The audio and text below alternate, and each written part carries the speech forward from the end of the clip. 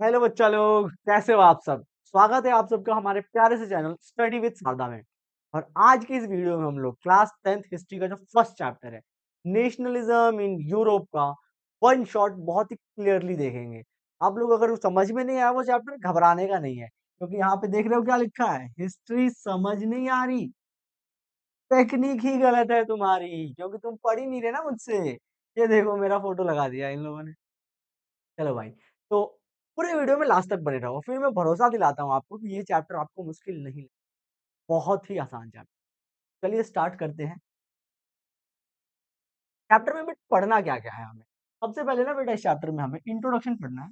Introduction में आपको 2 चीज़ें मिलेंगी। एक तो आपको नेशनलिज्म का डेफिनिशन मिलेगा। तो पूरे चैप्टर में नेशनलिज्म के बारे में ही पढ़ना है हमें, यूरोप के अंदर नेशनलिज्म। और फिर हमें इंट्रोडक्शन में ही पढ़ना है फ्रेडरिक सोरियो की पेंटिंग। एक पेंटिंग है अजीब-सी, उसके बारे में। उसके बाद बेटा हमें पढ़ना है फ्रेंच रेवोल्यूशन। फ्रेंच रेवोल्यूशन जो 9th क्लास में हमने पढ़ा था, वहीं से थोड़ा बहुत उसके बारे में आपको मैं बताऊँगा। फिर हमें बेटा यूरोप में नेशनलिज्म की कहानी पढ़नी। ये कहानी ऐसे बताऊँगा मैं आपको कि पहले यूरोप के सोसाइटी के बारे में बताऊँगा। फिर उस सोसाइटी में एक आइडिया आया, जिसे कहते हैं लिबरल नेशनलिज्म का आइडिया, के बारे में बताऊँगा। और फिर बहुत सारे हम लोग डेट्स याद करेंगे, इम्पोर्टेंट पॉइंट्स जिसने यूरोप को चेंज कर दिया। जैसे 1815, 1830, 1848। याद रखना 1815, 1830 और 1848। उसके बाद हम यूनिफिकेशंस पढ़ेंगे बेटा। जर्मनी का यूनिफिकेशन पढ़ेंगे और इटली का यूनिफिकेशन। जर्मनी और इटली। फिर हम लोग ब्रिटेन का केस देखेंगे। ब्रिटेन का एक अजीब सा केस देखेंगे।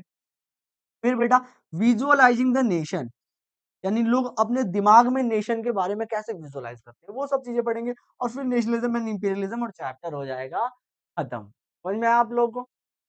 चलिए, तो स्टार्ट करते हैं। पहला जो हमने बताया था आपसे कि नेशनलिज्म की डेफिनेशन क्या है। नेशनलिज्म की डेफिनेशन, कौन है ये नेशनलिज्म? देखो भैया, नेशनलिज्म क्या होता है? नेशनलिज्म यानी कि देश की भावना, देश के लिए मरने और मिटने की भावना। ये है क्या? ये एक फीलिंग है बेटा। नेशनलिज्म मीन्स एक फीलिंग ऑफ वननेस, एकता की भावना जब हमारे अंदर आती है, एक कॉमननेस की भावना, कॉमन कॉन्शियसनेस की भावना जब हमारे अंदर आती है। और ये भावना बेटा तब डेवलप होती है जब हम एक कॉमन टेरिटरी के अंदर रहते हैं। कॉमन टेरिटरी के अंदर रहते हैं, हमारी हिस्ट्री सेम होती है, हमारी पॉलिटिक्स सेम होती है और हमारा कल्चरल बैकग्राउंड सेम होता है। जैसे कि आप लोग देख रहे होंगे बेटा कि एक केरला का आदमी और एक उत्तर प्रदेश का आदमी, दोनों ही बेटा इंडिया के लिए मरते हैं। जब मैच होता है तो दोनों ही इंडिया, इंडिया करते रहते हैं। क्यों करते रहते हैं? क्योंकि ये लोग एक कॉमन टेरिटरी में रहते हैं। इनकी हिस्ट्री सेम है, चाहे केरला हो चाहे यूपी हो, दोनों की हिस्ट्री सेम है। इनकी पॉलिटिक्स सेम है और इनका कल्चर सेम है। तो नेशनलिज्म एक feeling of oneness, nationalism is a feeling of oneness. और ये तब डेवलप होती है when we live in a same territory, we have same history, we have same politics and same culture. समझ में आया? अब आप लोग ये सोच रहे हो कि भैया हमें तो रशिया के लोगों से भी यूनिटी का भाव फील हो, तो हो तुम लोग बहुत बदमाश। चलो अब देखो बेटा फ्रेडरिक सोरियो की पेंटिंग। फ्रेडरिक सोरियो की पेंटिंग एक वैसे इंपॉर्टेंट पेंटिंग है। इससे क्वेश्चन आता है कि फ्रेडरिक सोरियो वाले भैया, नाम इनका थोड़ा टेढ़ा है, 4-5 बार बोल लेना। फ्रेडरिक सोरियो वाले भैया अपनी पेंटिंग से क्या दिखाना चाहते हैं? ये देखो बेटा इनकी पेंटिंग। तो समझा देता हूँ बेटा कुछ-कुछ पॉइंट्स। इनकी पेंटिंग में बेटा एक पॉइंट याद रखना आप लोग, इंपॉर्टेंट पॉइंट जो है। इनकी पेंटिंग का नाम था democratic and social Republic. Painting का नाम क्या था? Democratic and social Republic.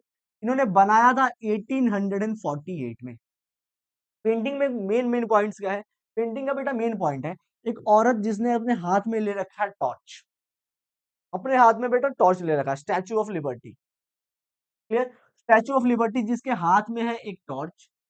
ये टॉर्च किसको डिपिक्ट कर रहा है? ये हमें जानने की जरूरत है। ये टॉर्च जो उन्होंने हाथ में लिया है, ये टॉर्च किसको दिखा रहा है? तो टॉर्च बेटा अवेयरनेस को दिखा रहा है। जब टॉर्च जलती है तो हमारा आँख खुलती है, हमें चीज़ें दिखाई देती हैं। तो टॉर्च जो दिखा रहा है कि अवेयरनेस, यानी फ्रेडरिक सोरियो बताना चाहते हैं कि एक ना एक दिन लोग अवेयर होंगे, राजाओं को मार के भाग। दूसरा, उनके दूसरे हाथ में चार्टर है। यहाँ पे देख लो, एक हाथ में टॉर्च है और दूसरे हाथ में ना चार्टर, मतलब होता है कुछ कागज है। ये कागज क्या दिखा रहे हैं? राइट्स ऑफ मैन, यानी लोगों को उनके अधिकार मिलेंगे। जब बेटा मोनार्क होती है तो लोगों के कोई राइट्स नहीं। फ्रेडरिक सोरियो बता रहे हैं एक ना एक दिन लोगों को अवेयरनेस आएगी और उनको राइट्स मिलेंगे। टॉर्च के नीचे टॉर्च के नीचे कुछ लोग लॉन्ग चेन में चल रहे हैं, लॉन्ग चेन में कुछ लोग चल रहे हैं। यहाँ पे सबसे पहले यूएसए है और स्विट्जरलैंड है। लॉन्ग चेन में देख रहे हो टॉर्च, ये स्टैच्यू ऑफ लिबर्टी के नीचे लग रहा है राशन की लाइन बटी हुई है। Zoom, zoom, zoom, zoom, long chain में लोग चल रहे हैं, तो राशन की लाइन बटी हुई है। तो बता रहा है फ्रेडरिक सोरियो अपनी पेंटिंग में, इसमें सबसे आगे बेटा, सबसे आगे यूएसए और स्विट्जरलैंड है। सबसे आगे ध्यान से देखो तो यूएसए और स्विट्जरलैंड है। क्यों सबसे आगे? क्योंकि जब ये पेंटिंग बनी थी तो यूएसए और स्विट्जरलैंड इंडिपेंडेंट हो चुके, और पीछे कौन है? बाकी यूरोप के देश। यानी कौन-कौन से? Germany, Austria, kingdom of two Sicilies, Lombardy, Poland, England, Ireland, Hungary and Russia. याद कर लेना इसको अच्छे से। Germany, Austria, kingdom of two Sicilies, Lombardy, Poland, England, Ireland, Hungary और रशिया। ये देश उसके पीछे-पीछे हैं, और जैसे यूएसए और स्विट्जरलैंड इंडिपेंडेंट हो गए, एक दिन ये देश भी इंडिपेंडेंट हो जाएंगे। कौन कह रहा है? फ्रेडरिक सोरियो बता। थर्ड पॉइंट क्या है बेटा? कि पेंटिंग के नीचे ना कुछ शैटर्ड रिमेन्स है। दिख रहा है? कूड़ा ले लो भाई, कूड़ा। पेंटिंग के नीचे कुछ कूड़ा लगा हुआ है। कूड़ा लगा हुआ है पेंटिंग के नीचे कुछ। ये कूड़ा क्या बता रहा है? ये कूड़ा ये नहीं बता रहा कि आपके दिमाग में कूड़ा है। ये कूड़ा ये बता रहा है बेटा कि फ्रेडरिक सोरियो बताना चाह रहे हैं कि जैसे ये सब टूट के नीचे गिरा हुआ है, वैसे ही एक दिन फ्रेडरिक सोरियो बताना चाह रहे हैं, पेंटिंग के नीचे है बेटा शैटर्ड रिमेन्स। फ्रेडरिक सोरियो बताना चाह रहे हैं कि वैसे ही एक दिन जितने भी एब्सोल्यूट इंस्टीट्यूशंस हैं, यानी राजा जो है, एब्सोल्यूटिस्ट इंस्टीट्यूट, जो रिप्रेसिव राजा है, रिप्रेसिव गवर्नमेंट है, वो भी ऐसे ही क्या हो जाएगी? एक ना एक दिन टूट के नीचे गिर जाएगी। और जब ये सब होगा, जब लोगों में अवेयरनेस आएगी, जब लोगों को राइट्स मिलेंगे, और जब यूएसए और स्विट्जरलैंड के रास्ते पे चल के दुनिया के सारे देश आजाद होंगे, जब दुनिया के सारे देश इंडिपेंडेंट नेशंस बनेंगे, तो जीसस क्राइस्ट खुश हो जाएंगे। वो बताना चाह रहे हैं भैया फ्रेडरिक सोरियो, तब जीसस क्राइस्ट बेटा खुश हो जाएंगे, और सारी एंजल्स और जीसस क्राइस्ट। ये जो एंजल है बेटा, वो एंजल प्रिया नहीं है जो तुम्हारे इंस्टाग्राम पे, वो वाली एंजल नहीं है, ये एंजल्स, ये परियां पापा की। ये जो एंजल्स है बेटा, ये ब्लेसिंग्स देंगी तब, जब दुनिया के सारे देश आजाद हो जाएंगे तो ब्लेसिंग्स देंगी ये। और भगवान भी चाहते हैं, देखो बेटा जीसस क्राइस्ट भी चाहते हैं कि दुनिया में फर्टर्निटी हो। फर्टर्निटी मतलब होता है ब्रदरहुड हो। यही है बेटा फ्रेडरिक सोरियो की पेंटिंग का जो समरी है, वो यही है। एक बार फिर से आपको समरी के पॉइंट्स बता देता हूँ। पहला पॉइंट क्या है? पेंटिंग में देखो, पेंटिंग में देखो, सारे पॉइंट्स क्लियर कर देता हूँ। पेंटिंग में देखो, फ्रेडरिक सोरियो ने स्टैच्यू ऑफ लिबर्टी बनाया है। उसके एक हाथ में टॉर्च है, टॉर्च डिपिक्ट कर रहा है अवेयरनेस को। दूसरे हाथ में चार्टर्स है, चार्टर्स डिपिक्ट कर रहा है rights, rights of man. Painting में कुछ लोग लॉन्ग चेन में जा रहे हैं, लॉन्ग चेन में। इस लॉन्ग चेन के आगे सबसे कौन है? यूएसए और स्विट्जरलैंड, क्योंकि ये इंडिपेंडेंट हो चुके हैं। पीछे यूरोप के बाकी देश है, जैसे ऑस्ट्रिया है, जर्मनी है, फ्रांस है, इटली, बाकी दुनिया के देश है। वो भी एक ना एक दिन आजाद हो जाएंगे, यूएसए और स्विट्जरलैंड। तीसरी पॉइंट क्या है? कि पेंटिंग के नीचे कुछ शैटर्ड रिमेन्स है। क्या है शैटर्ड रिमेन्स? ये शैटर्ड रिमेन्स बता रही हैं कि एक दिन जैसे ये टूट के नीचे गिर गई, वैसे ही जो घमंडी राजा है, वो भी टूट वो भी टूट के ऐसे ही गिर जाएगा। क्लियर? और जब ये सब होगा, तो जीसस क्राइस्ट बहुत खुश होंगे। समझ में आया आप लोगों को? यही है बेटा पेंटिंग का। चलिए, अब आगे देखते हैं बेटा। यहाँ से क्या है ना, इंट्रोडक्शन वाला पार्ट तो खत्म हो गया, पेंटिंग और नेशनलिज्म खत्म हो गया। अब अपन को 9th वाली चीज पढ़नी है, फ्रेंच रेवोल्यूशन। 9th में आप लोगों ने पढ़ा होगा, और नहीं पढ़ा होगा तो अभी पढ़ लो। क्या होता है ना, स्कूल में जब हम पूछते हैं कि मैम ये क्या है, तो मैम कहती है बेटा आपने 9th में पढ़ा होगा, आपने पिछले क्लास में पढ़ा होगा। और आधे डाउट्स के लिए कहती है अगले क्लास में पढ़ना होगा। तो मैम इस क्लास में क्या पढ़ना है ये भी बता ही दो। स्कूलों में ऐसे ही होता है। आधे डाउट्स में क्या कहते हैं, आपको तो ये पिछली क्लास में ही पढ़ना था। और आधे डाउट्स में कहते हैं ये आपको अगली क्लासेस में पढ़ना है। तो भाई इस क्लास में क्या पढ़ना है? चलो, फ्रेंच रेवोल्यूशन बेटा आप लोगों ने 9th क्लास में पढ़ा होगा। फ्रेंच रेवोल्यूशन 1789 में हुआ था। और पहली बार फ्रेंच रेवोल्यूशन जब हुआ था, दुनिया के सामने एक वर्ड आया था, नेशनलिज्म। क्योंकि 1789 के पहले यूरोप में नेशन स्टेट्स नहीं होते थे, कोई देश होता। तो देश बनाने के लिए जो नेशनलिज्म की फीलिंग आई, वो फ्रेंच रेवोल्यूशन का गिफ्ट है। एमसीक्यू के लिए इंपॉर्टेंट क्वेश्चन है बेटा, कि पहली बार नेशनलिज्म वर्ड कहाँ यूज हुआ था? French revolution. और फ्रेंच रेवोल्यूशन में, क्योंकि फ्रांस में अलग अलग नेचर के लोग रहते थे, जिनकी लैंग्वेजेस अलग होती थी, उनके करेंसीज अलग होती थी। करेंसी मतलब पैसा अलग अलग होता था, नोट अलग अलग होते थे, जिनके यहाँ पे वेट अलग अलग होता था, वेट सिस्टम। मतलब कहीं पे मीटर यूज हो रहा है, कहीं पे कुछ और यूज हो रहा है, एक ही देश के अंदर। इमेजिन करो, लैंग्वेजेस अलग होती थी, कल्चर्स अलग अलग होते थे। इतनी ज्यादा जब बेटा डिफरेंस, अलग अलग चीजें होंगी, डिफरेंसेस डिफरेंसेस होंगे इतने ज्यादा, तो जब इतने ज्यादा डिफरेंसेस होंगे, कलेक्टिव बिलोंगिंग कैसे आ पाएगी, कलेक्टिव आइडेंटिटी कैसे बन पाएगी? तो फ्रांस में क्या हुआ, रेवोल्यूशन के जस्ट बाद, फ्रेंच में रेवोल्यूशन हुआ, उसके जस्ट बाद क्या किया गया, कुछ स्टेप्स लिए गए कि फ्रांस के लोगों में एक यूनिटी आए, कलेक्टिव आइडेंटिटी है। वो स्टेप्स क्या थे? क्योंकि बेटा ये वाले स्टेप एग्जाम में आते हैं। पहला स्टेप क्या था? पहला था, एक ट्राई कलर बनाया गया पूरे फ्रांस में, एक नया ट्राई कलर बनाया गया, और पुराना जो था रॉयल स्टैंडर्ड, उसको हटा दिया गया। एक नया ट्राई कलर, पहला पार्ट गया, एक नया ट्राई। दूसरा, दो आइडियाज चलाए गए लॉन्ग स्केल पे, एक ला पैट्री का आइडिया, एक ले सीटीओएन का आइडिया। क्या है ये ला पैट्री और ले सीटीओएन का आइडिया? ला पैट्री मतलब होता है बेटा फादरलैंड। मतलब अब फ्रांस का है, फ्रांस जो है बेटा, वो हमारा पापा है, कहा गया सभी लोगों से, फादरलैंड है, और हम सब फ्रांस के बच्चे हैं। और जैसे एक बाप अपने बच्चों में अंतर नहीं करता, वैसे ही आज से किसी में कोई अंतर, तो बराबर कूटा। तो फादरलैंड का कॉन्सेप्ट लाया गया। ले सिटीओएन मतलब सभी लोग फ्रांस में सिटीजन्स हैं, सभी लोग फ्रांस के अंदर बेटा सिटीजन्स हैं, सिटीजन्स हैं सभी लोग, यानी कोई भी सेलिब्रिटी नहीं है।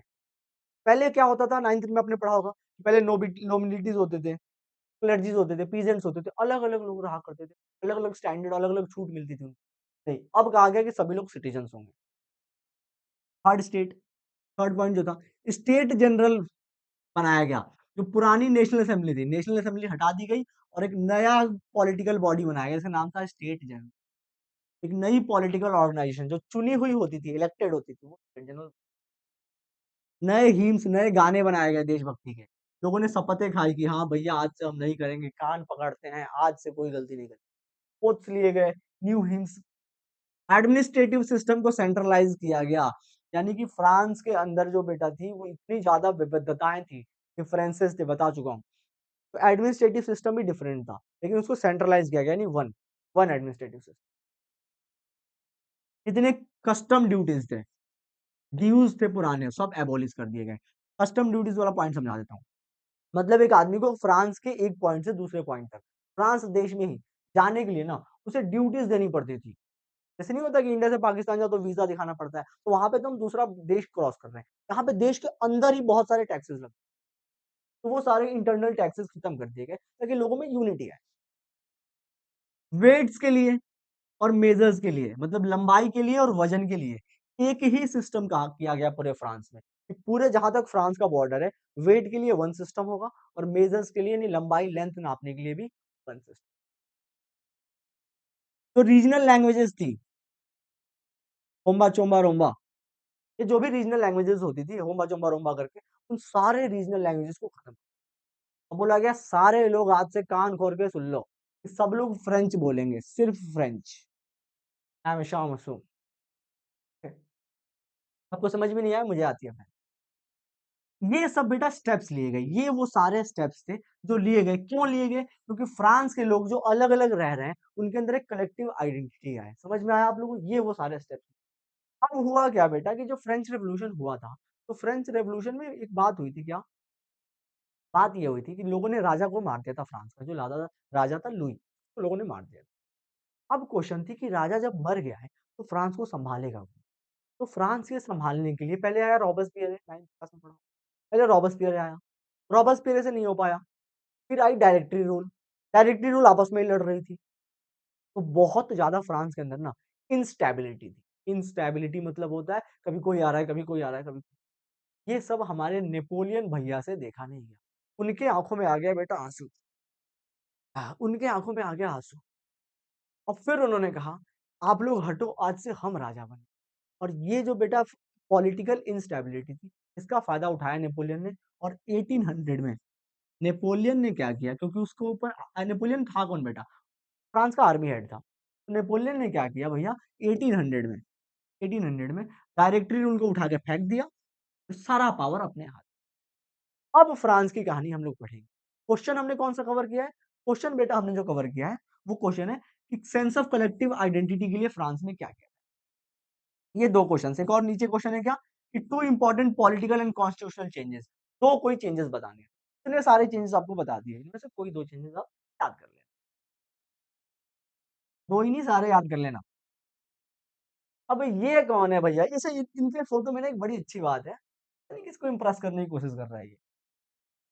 घोड़ा भी इसका कैमरे की ओर देख रहा है, ये भी कैमरे की ओर देख रहा है और उंगली उधर कर रहे हो। उधर किसका घर है भाई? बता दो हमें भी, किसके घर जा रहे हो भाई? यही है हमारे नेपोलियन बोनापार्ट, जिन्होंने फ्रांस में इंस्टेबिलिटी देख के फ्रांस को पूरा ओवरटेक कर लिया। थोड़ा पढ़ते हैं इनके बारे में, पढ़ते हैं इनके बारे में। देखो बेटा, after French revolution the monarch was thrown away, मतलब कि फ्रेंच रेवोल्यूशन के बाद फ्रांस के राजा को उठा के फेंक दिया गया, जैसे हम फ्रूटी पी के डब्बे को फेंक देते। ड्यू टू इनकॉम्पिटेंट रूलर्स, उसके बाद शुरू हुआ कुछ निकम्मे लोगों का राजा बनने का प्रोसेस। इनकॉम्पिटेंट रूलर्स जो थे, there was no political stability in France, इन लोगों की वजह से फ्रांस में बिल्कुल ही स्टेबिलिटी नहीं थी। ये उन्होंने फ्रांस का पूरा गंद मचा दिया France. This political instability gave chance to the France army to overtake the power, और इसी इंस्टेबिलिटी से दुखी होकर फ्रांस की आर्मी ने कहा आखिर अब हमें फ्रांस की गद्दी पे बैठना ही पड़ेगा। और इन्होंने फ्रांस की आर्मी ने, फ्रांस की जब आर्मी बोलूं तो आप लोग नेपोलियन समझना, क्योंकि यही आर्मी का हेड था। इसने पूरे फ्रांस के पावर को ओवरटेक कर, और ये फ्रांस के पावर को ओवरटेक कर लिया और हेड ऑफ फ्रांस बना 1804 में। जब ये फ्रांस में आया बेटा, तो इसने फ्रांस में ना बहुत सारे चेंजेस किए, बहुत सारे चेंजेस। कुछ अच्छे बदलाव थे, कुछ बुरे बदलाव, कुछ नेगेटिव चेंजेस किए, कुछ पॉजिटिव चेंजेस किए। और इस पूरे कलेक्टिवली बेटा जो चेंजेस हुए थे, इनको कहा जाता है नेपोलियन कोड। इस पूरे चेंज को कहा जाता है नेपोलियन कोड। इसने कुछ और अच्छा काम किया। इसने कहा कि भैया जो फ्रेंच रेवोल्यूशन में जो शुरू हुआ है ना, फ्रेंच रेवोल्यूशन में सबसे बड़ी बात निकली, वो थी नेशनलिज्म की फीलिंग। इस नेशनलिज्म की फीलिंग को मैं सबके बीच बाँटूँगा। पूरे यूरोप को जीत लूँगा, पूरे यूरोप को नेशन स्टेट्स बना दूँगा और सारे यूरोप में नेशनलिज्म की फीलिंग को फैलाऊँगा। याद रखना नेपोलियन ने कुछ देशों पे हमला भी किया, जैसे हॉलैंड पे हमला किया, बेल्जियम पे हमला किया, स्विट्जरलैंड और इटली, इन देशों पे उसने हमला करके इनको जीता भी। एमसीक्यू के लिए ये इंपॉर्टेंट है कि हमारे नेपोलियन भैया ने किन-किन देशों पे हमला किया? हॉलैंड, बेल्जियम, स्विट्जरलैंड और इटली। तो समझ में आ गया आप लोगों को नेपोलियन भैया के बारे में? अब हम लोग क्या पढ़ेंगे ना कि नेपोलियन भैया ने जो चेंजेस किए थे, यानी नेपोलियन कोड, इनके चेंजेस को कहते हैं नेपोलियन कोड। उसके बारे में अब हम लोग अगली स्लाइड में, तो शुरू हो गया है हमारा नेपोलियन कोड, यानी इसको सिविल कोड ऑफ नेपोलियन भी कहा जाता है और ये आया था 1804 में। नेपोलियन सिविल कोड 1804 में आया। इसमें क्या-क्या किया गया था? लोगों को जो भी प्रिविलेजेस थे, बर्थ प्रिविलेजेस, वो सारे प्रिविलेजेस ले लिए गए थे और क्या कहा गया था? Everyone is equal before law. France में दिक्कत ही यही थी कि सभी लोगों को इक्वल ट्रीटमेंट नहीं मिलती थी रेवोल्यूशन के पहले। तो नेपोलियन ने आया तो उसने किया कि सबके प्रिविलेजेस ले लिए और कहा कि कानून के सामने सब लोग बराबर हैं। दूसरा point, right to property was secured. उसने कहा कि भैया देखो, अगर किसी के पास धन संपत्ति है तो वो उसकी मेहनत की धन संपत्ति, तो राइट टू प्रॉपर्टी तो सबके पास होगी। ठीक है? तो right to property was secured. abolish the feudal system and freed peasants from serfdom and manual use। उसने फ्यूडल सिस्टम खत्म कर दिया। फ्यूडल सिस्टम का मतलब होता था बेटा कि फ्रांस में ना लोग होते थे, वो अपने फ्यूडल लॉर्ड्स के यहाँ पे काम करते थे। जैसे लेट सपोज थोड़ी देर के लिए मान लो कि मेरा नाम रामू मजदूर है। तो अगर मैं फ्रांस में रहता तो मैं रामू मजदूर जो हूँ, वो किसी ठाकुर के खेत में काम करता। ठाकुर देवेंद्र प्रताप सिंह मान लेते हैं, उनके खेतों में मैं काम करता और फिर जो फ्रांस की गवर्नमेंट है, उसके लिए भी मैं रिस्पॉन्सिबल होता। मतलब कि फ्रांस की गवर्नमेंट का तो मैं सिटीजन हूँ ही, उसका जो नौकर तो हूँ ही गवर्नमेंट का, साथ ही साथ किसी एक्स-वाई-जेड ठाकुर का भी हूँ। तो वो मेरा फ्यूडल लॉर्ड हो जाएगा जो ठाकुर है और मैं राम हूँ। तो ये सिस्टम थी, इसे फ्यूडल सिस्टम कहते थे। नेपोलियन आया, कहा कि भैया फ्यूडल सिस्टम को उठा के फेंको और जितने भी रामू मजदूर टाइप के पीजेंट्स हैं, उन सबको फ्री करो। सर्फडम का मतलब ही होता था बेटा कि किसी के यहाँ पे काम करना। मैनोरियल ड्यूज मतलब अगर मान लो मैं रामू मजदूर ने व्हाट्सएप पे बात करने के लिए इंस्टाग्राम पे चैटिंग, रामू मजदूर भी इंस्टाग्राम चला सकता है। इंस्टाग्राम पे चैटिंग करने के लिए अपने ठाकुर साहब से पैर और पकड़ के कुछ पैसे लिए और फोन रिचार्ज कर लिया, तो वो हो जाता था मेरा मैनोरियल ड्यूज। तो नेपोलियन आया, कहा कि इन सबको मैं फ्री कर दूंगा, तो बेटा मैनोरियल ड्यूज भी उसने फ्री कर, सर्फडम यानी गुलामी खत्म कर दी उसने, सारे पीजेंट्स को आजाद कर दिया, मेरी तो मौज हो गई। और सारा फ्यूडल सिस्टम मतलब ये जो सिस्टम था इसी को उसने फ्यूडल लॉर्ड वाला सिस्टम। एडमिनिस्ट्रेटिव डिवीजन, एडमिनिस्ट्रेशन को उसने आसान बना दिया, बहुत आसान बना दिया। ट्रांसपोर्ट अच्छा किया, कम्युनिकेशन अच्छा किया, ट्रांसपोर्ट अच्छा किया और कम्युनिकेशन अच्छा किया उसने। इंट्रोड्यूस स्टैंडर्डाइज वेट्स, वेट्स के लिए उसने नए सिस्टम्स बनाए, मेजर्स के लिए, और एक देश के लिए पूरी कॉमन करेंसी कर दी। ये बेटा नेपोलियन के कुछ अच्छे चेंजेस थे। एक बार फिर से समराइज कर देता हूँ। उसने कम्युनिकेशन अच्छा किया था कि इजीली मैं बात कर पाऊँ, क्योंकि मैंने इंस्टाग्राम का रिचार्ज कराया था, पता है ना, तो अभी बताया। कम्युनिकेशन अच्छा किया। उसने ट्रांसपोर्ट भी नेपोलियन ने अच्छा किया। ट्रांसपोर्ट मतलब कभी अगर मान लो उसने बुला लिया कि आज मेरे घर आ जाओ, तो मैं फट से चला जाऊँ। ट्रांसपोर्ट अच्छा किया नेपोलियन ने, कम्युनिकेशन अच्छा किया, वेट्स के लिए यूनिफॉर्म सिस्टम किया, सर्फडम खत्म कर दिया, पुराने कर्जे माफ कर दिए, मैनुअल ड्यूज सारे माफ कर दिए। ये सारे नेपोलियन के बेटा पॉजिटिव चेंज है। ठीक है, एक करेंसी कर दी उसने, याद रखना, सेम करेंसी पूरे देश के अंदर होगी। और कुछ बेटा नेगेटिव चेंजेस भी उसने किए। लोगों से जो उनकी पॉलिटिकल फ्रीडम थी उसने छीन ली, क्योंकि राजा के आने के बाद लोगों को फ्रीडम तो मिली थी। जो पूरा पीरियड था राजा और नेपोलियन के बीच वाला पीरियड, में लोगों को फ्रीडम तो मिली थी, नेपोलियन ने वो छीन ली, कहा कि नहीं अब कोई पॉलिटिक्स नहीं होगी, I am for ever. Taxes बढ़ा दिए, लोगों के ऊपर सेंसरशिप लगा दी, सेंसरशिप मतलब बोलना वही है जो नेपोलियन बोले, और लोगों को मजबूर किया कि तुम लोग फ्रांस की आर्मी ज्वाइन करो। All man without property and women were excluded from political rights. इसके अलावा वो सारे लोग जो गरीब थे, यानी मैं तो रहूंगा ही नहीं, वो सारे पुरुष जो गरीब थे जिनके पास कोई प्रॉपर्टी नहीं थी, या फिर उन सभी महिलाओं को उसने क्या कर दिया, पॉलिटिकल राइट्स छीन लिए। मतलब मेरा भी पॉलिटिकल राइट जाएगा और उसका, तो मेरे पास तो पैसा नहीं है तो चले ही गए।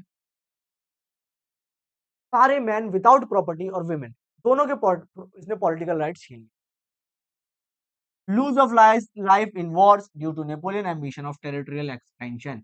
और नेपोलियन की जो बेटा एम्बिशन थी कि मुझे पूरे यूरोप को जीत लेना है, इसकी वजह से बहुत सारे लोग मारे। दीज आर द बेटा नेगेटिव चेंजेस। नेपोलियन ने बहुत अच्छा काम किया, बहुत अच्छा काम किया, लेकिन ये कुछ गलत काम भी उसने किए, टैक्सेस बढ़ा दिए, लोगों की पॉलिटिकल फ्रीडम छीन ली, जबरदस्ती कह रहा है फ्रेंच आर्मी ज्वाइन करो। हमारे देश में लोग ज्वाइन करना चाह रहे हैं, उन्हें ज्वाइन नहीं किया जा रहा। सारे पुरुषों के जिनके पास पैसा नहीं था, इसलिए कहा जाता है बेटा पुरुष बिना पैसा के बेकार होता है, पढ़ाई करो पैसा। सारे पुरुष जिनके पास पैसा नहीं था उनके पॉलिटिकल राइट्स छीन लिए। और लड़ाई जो थी, नेपोलियन ने जो लड़ाइयां लड़ी उसमें बहुत से लोग मारे गए। क्लियर? तो बेटा अब देखो इसमें क्वेश्चन कौन सा कवर होता है, समझो।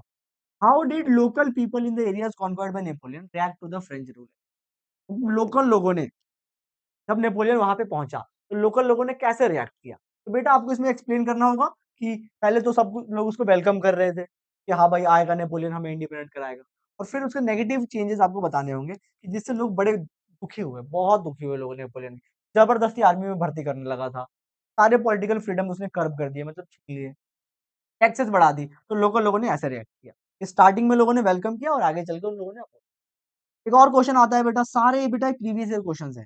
Napoleon had destroyed the democracy in France, but in the administrative field he had incorporated revolutionary principle in order to make whole system more rational efficient analyse the state. मतलब इसमें कह रहा है कि नेपोलियन ने डेमोक्रेसी को तो बर्बाद कर दिया, लेकिन उसने कुछ अच्छे काम भी किए थे, वो सारा बताओ। तो आप इसमें बेटा क्या करना कि पॉजिटिव चेंजेस और नेगेटिव चेंजेस दोनों ही एक्सप्लेन। ठीक है, चलिए अब आगे बढ़ते हैं।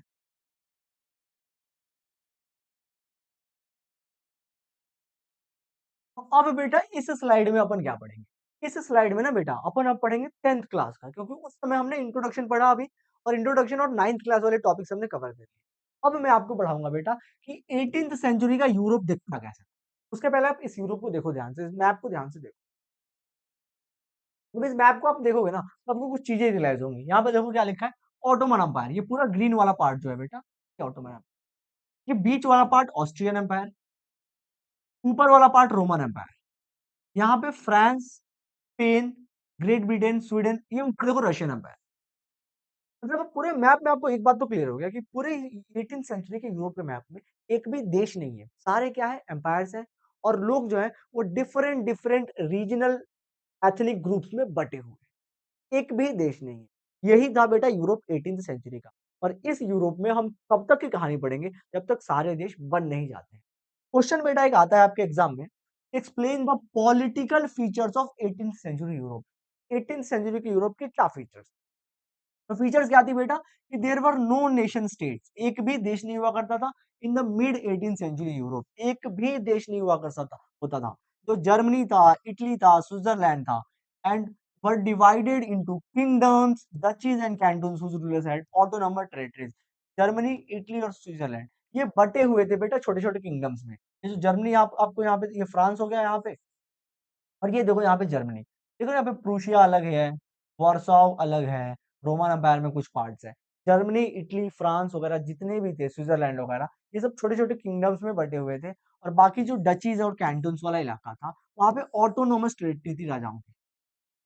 यूरोप के ईस्टर्न पार्ट में, यानी रशिया वाला पार्ट बेटा, ये रशिया वाला पार्ट है और सेंट्रल पार्ट, यूरोप का जो ईस्टर्न पार्ट था और सेंट्रल पार्ट था, वहां पे territorial kingdoms under autocratic monarchies, वहां पे भी मोनार्क्स थे with in territories having diverse people. और इन टेरिटरीज में ये जो रशिया वाला पूरी भाग है, इसमें बहुत डाइवर्स लोग रहते थे, अलग अलग लैंग्वेजेस स्पीकिंग लोग रह रहे हैं।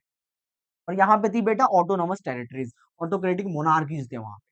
The people of this territories, यहाँ जो रहने वाले लोग थे बेटा, did not share a common identity, उनमें कॉमन नहीं था, उनका कल्चर डिफरेंट, लैंग्वेज डिफरेंट, और तब भी एक राजा ने उनको जबरदस्ती पकड़ के रखा। Habsburg empire that ruled over Austria Hungary was a patchwork of different region and people. और यहाँ पे ऑस्ट्रिया हंगरी वाले पार्ट पे बेटा, ऑस्ट्रिया हंगरी वाले पार्ट में जहाँ पे हैब्सबर्ग एम्पायर था, वहां पे बहुत सारे रीजनल वेरिएशंस के लोग रहते थे, बिल्कुल ही अलग अलग लैंग्वेजेस बोलते। तो ये है बेटा 18th सेंचुरी का यूरोप। अब यहाँ से पूरी कहानी कब तक पढ़ेंगे हम लोग? जब तक सारे देश बन नहीं जाए। समझ में आपको? यहाँ से बेटा कहानी स्टार्ट हो गई। 18th सेंचुरी का यूरोप जिसमें एक भी देश नहीं है, वहां से कहानी पढ़ेंगे कहाँ तक, जहां तक सारे देश बन जाते। अब बेटा इस स्लाइड में क्या पढ़ेंगे? इस स्लाइड में बेटा पढ़ेंगे हैब्सबर्ग एम्पायर के बारे में। किसके बारे में पढ़ेंगे बेटा? हैब्सबर्ग एम्पायर के बारे में। क्या पढ़ेंगे बेटा हैब्सबर्ग एम्पायर के बारे में?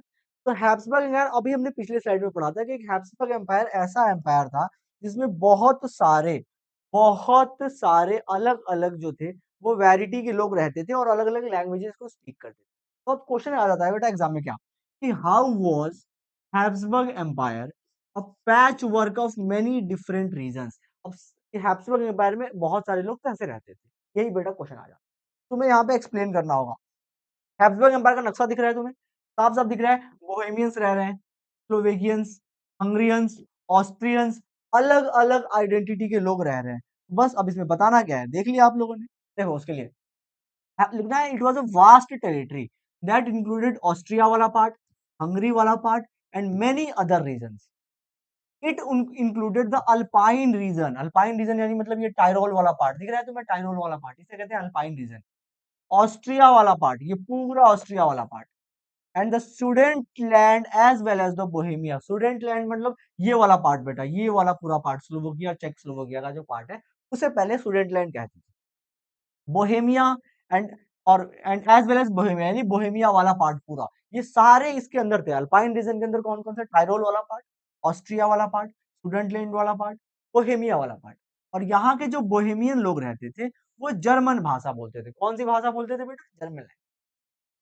इसके अलावा कौन सा हैप्सबर्ग एम्पायर में? थर्ड पॉइंट, इसके अलावा था हैप्सबर्ग एम्पायर में दो रीजन, लोम्बार्डी और वेनेशिया वाला रीजन, जो कि इटालियन भाषा बोलता था। हंगरी पार्ट था हैप्सबर्ग एम्पायर का, जिसकी आधी पॉपुलेशन मैग्यार भाषा बोलती थी और जो अदर आधी पॉपुलेशन थी वैरायटी ऑफ डायलेक्ट्स, वो और भी अलग अलग तरीके के भाषा बोलते थे, उनकी कोई क्लैरिटी नहीं थी, डिफरेंट डिफरेंट लैंग्वेजेस बोलते। इसमें गलेशिया वाला पार्ट था जहां के लोग पॉलिश लैंग्वेज बोलते थे, ये रहा गलेशिया वाला पार्ट, गलेशिया वाला पार्ट में पॉलिश लैंग्वेज। तो ऐसे करके ना बेटा अपन को एक्सप्लेन करना है कि हब्सबर्ग एम्पायर में जो थे वो डिफरेंट डिफरेंट रीजन्स के लोग रहते थे, Austrian, Hungarian and many other. सबसे पहले आप लोग अल्पाइन रीजन एक्सप्लेन कर देना।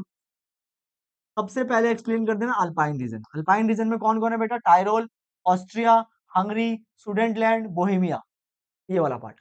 फिर आप लोग बेटा एक्सप्लेन कर देना, जो लोग इटालियन बोल रहे हैं, इटालियन कौन कौन से देश बोलते हैं बताओ। एक तो वेनेशिया है, ये वाला रीजन, वेनेशिया वाला रीजन, यहाँ पे इटालियन बोली जाती है। और दूसरा लोम्बार्डी वाला रीजन, लोम्बार्डी वाला रीजन, यहाँ पे इटालियन बोली जाती है। और थर्ड पॉइंट में क्या लिखोगे, थर्ड पॉइंट में बेटा गैलीशिया, और गैलीशिया में पोलिश लैंग्वेज बोली जाती है ये।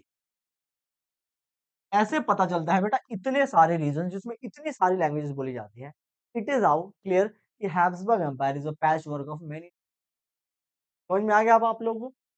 इसके अलावा बेटा एमसीक्यूज में याद कर लेना कि वेनेशिया और लोम्बार्डी में लोग क्या कौन सी लैंग्वेज बोलते थे, गैलिशिया में कौन सी लैंग्वेज बोलते थे, बिल्कुल ही इसको अच्छे से याद कर लेना। और बोहेमिया में एरिस्टोक्रेट्स कौन सी भाषा बोलते थे याद कर लो, जर्मनी।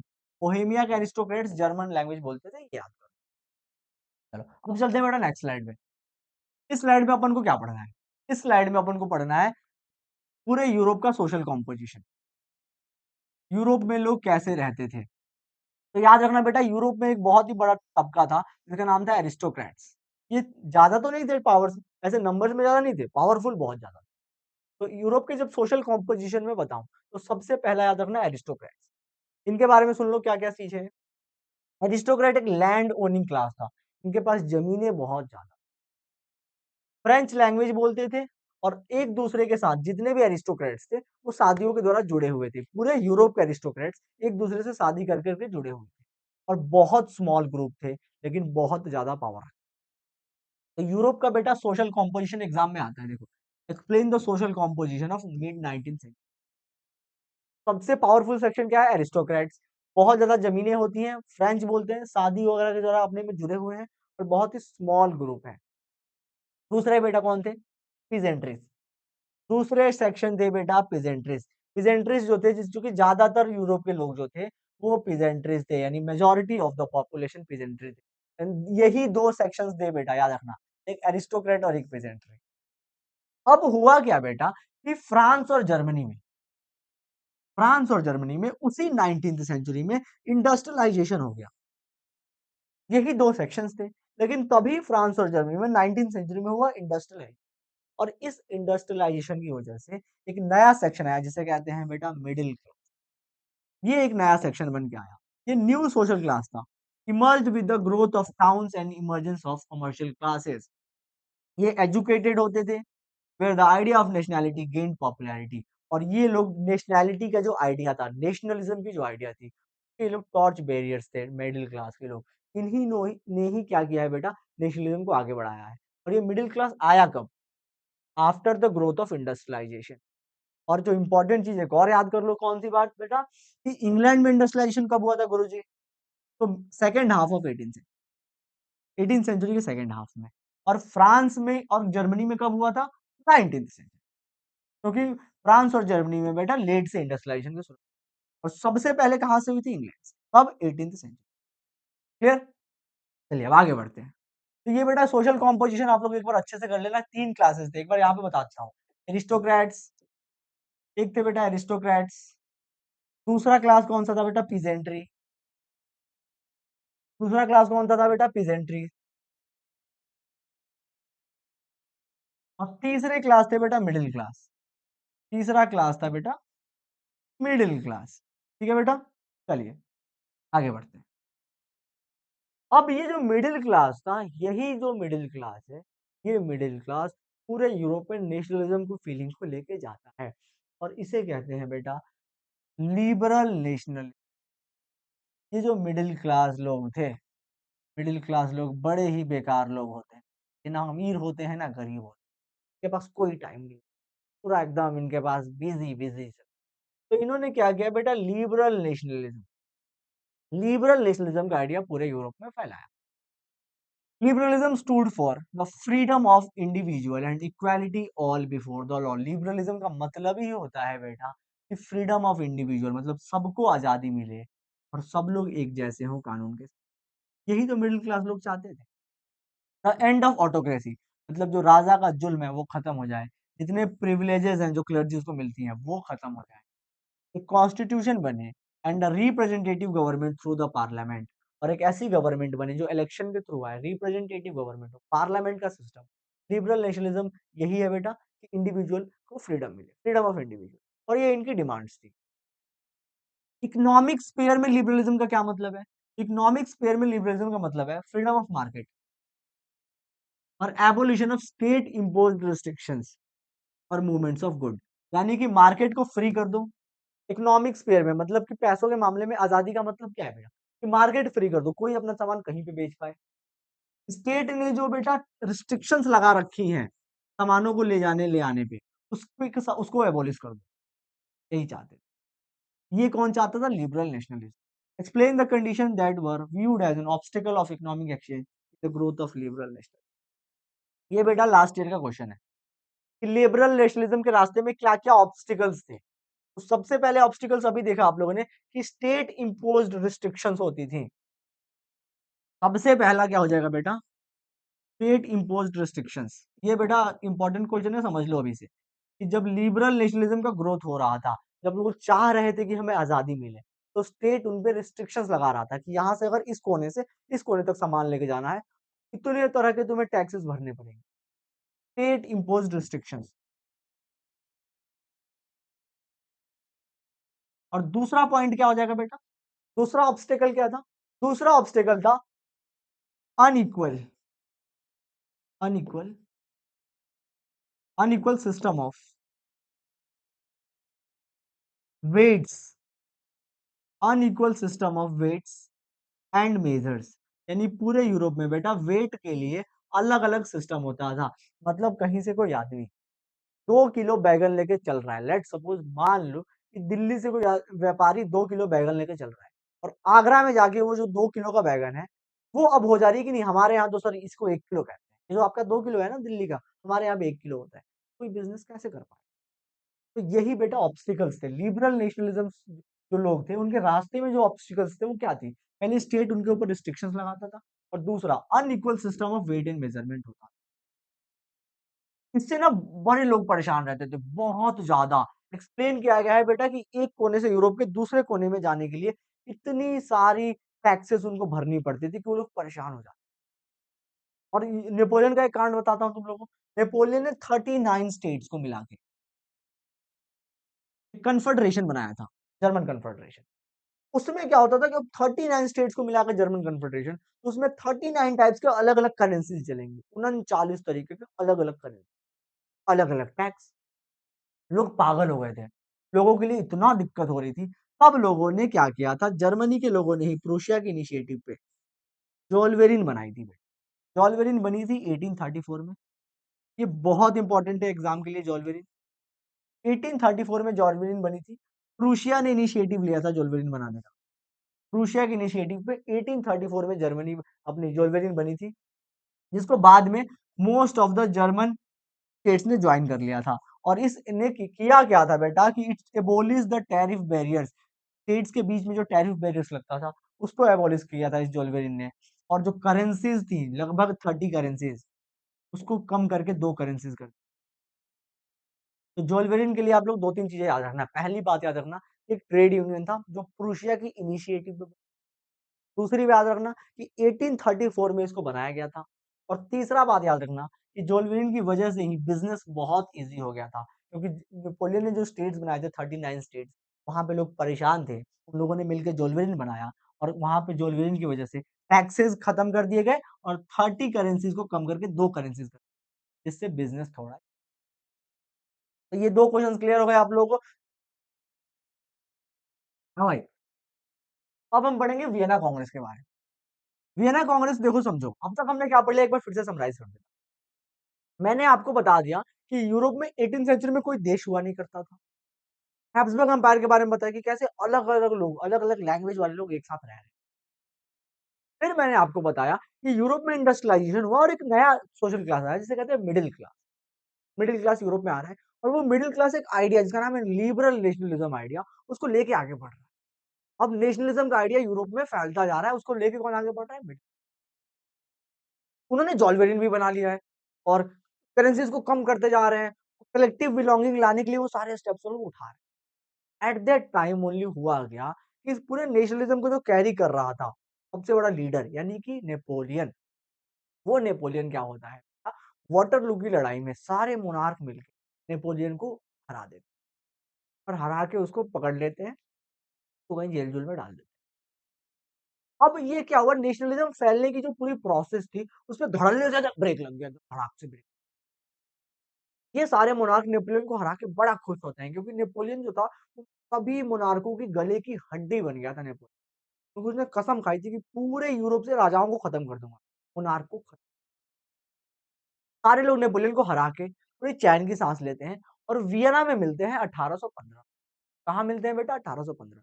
तो अगर एग्ज़ाम में आए कि नेपोलियन वाटरलू की लड़ाई में कब हारा था? तो आप लोग 1815। और फिर वो लोग कहाँ मिलते हैं बेटा? वियना में। अब कहानी रिज़्यूम करते हैं।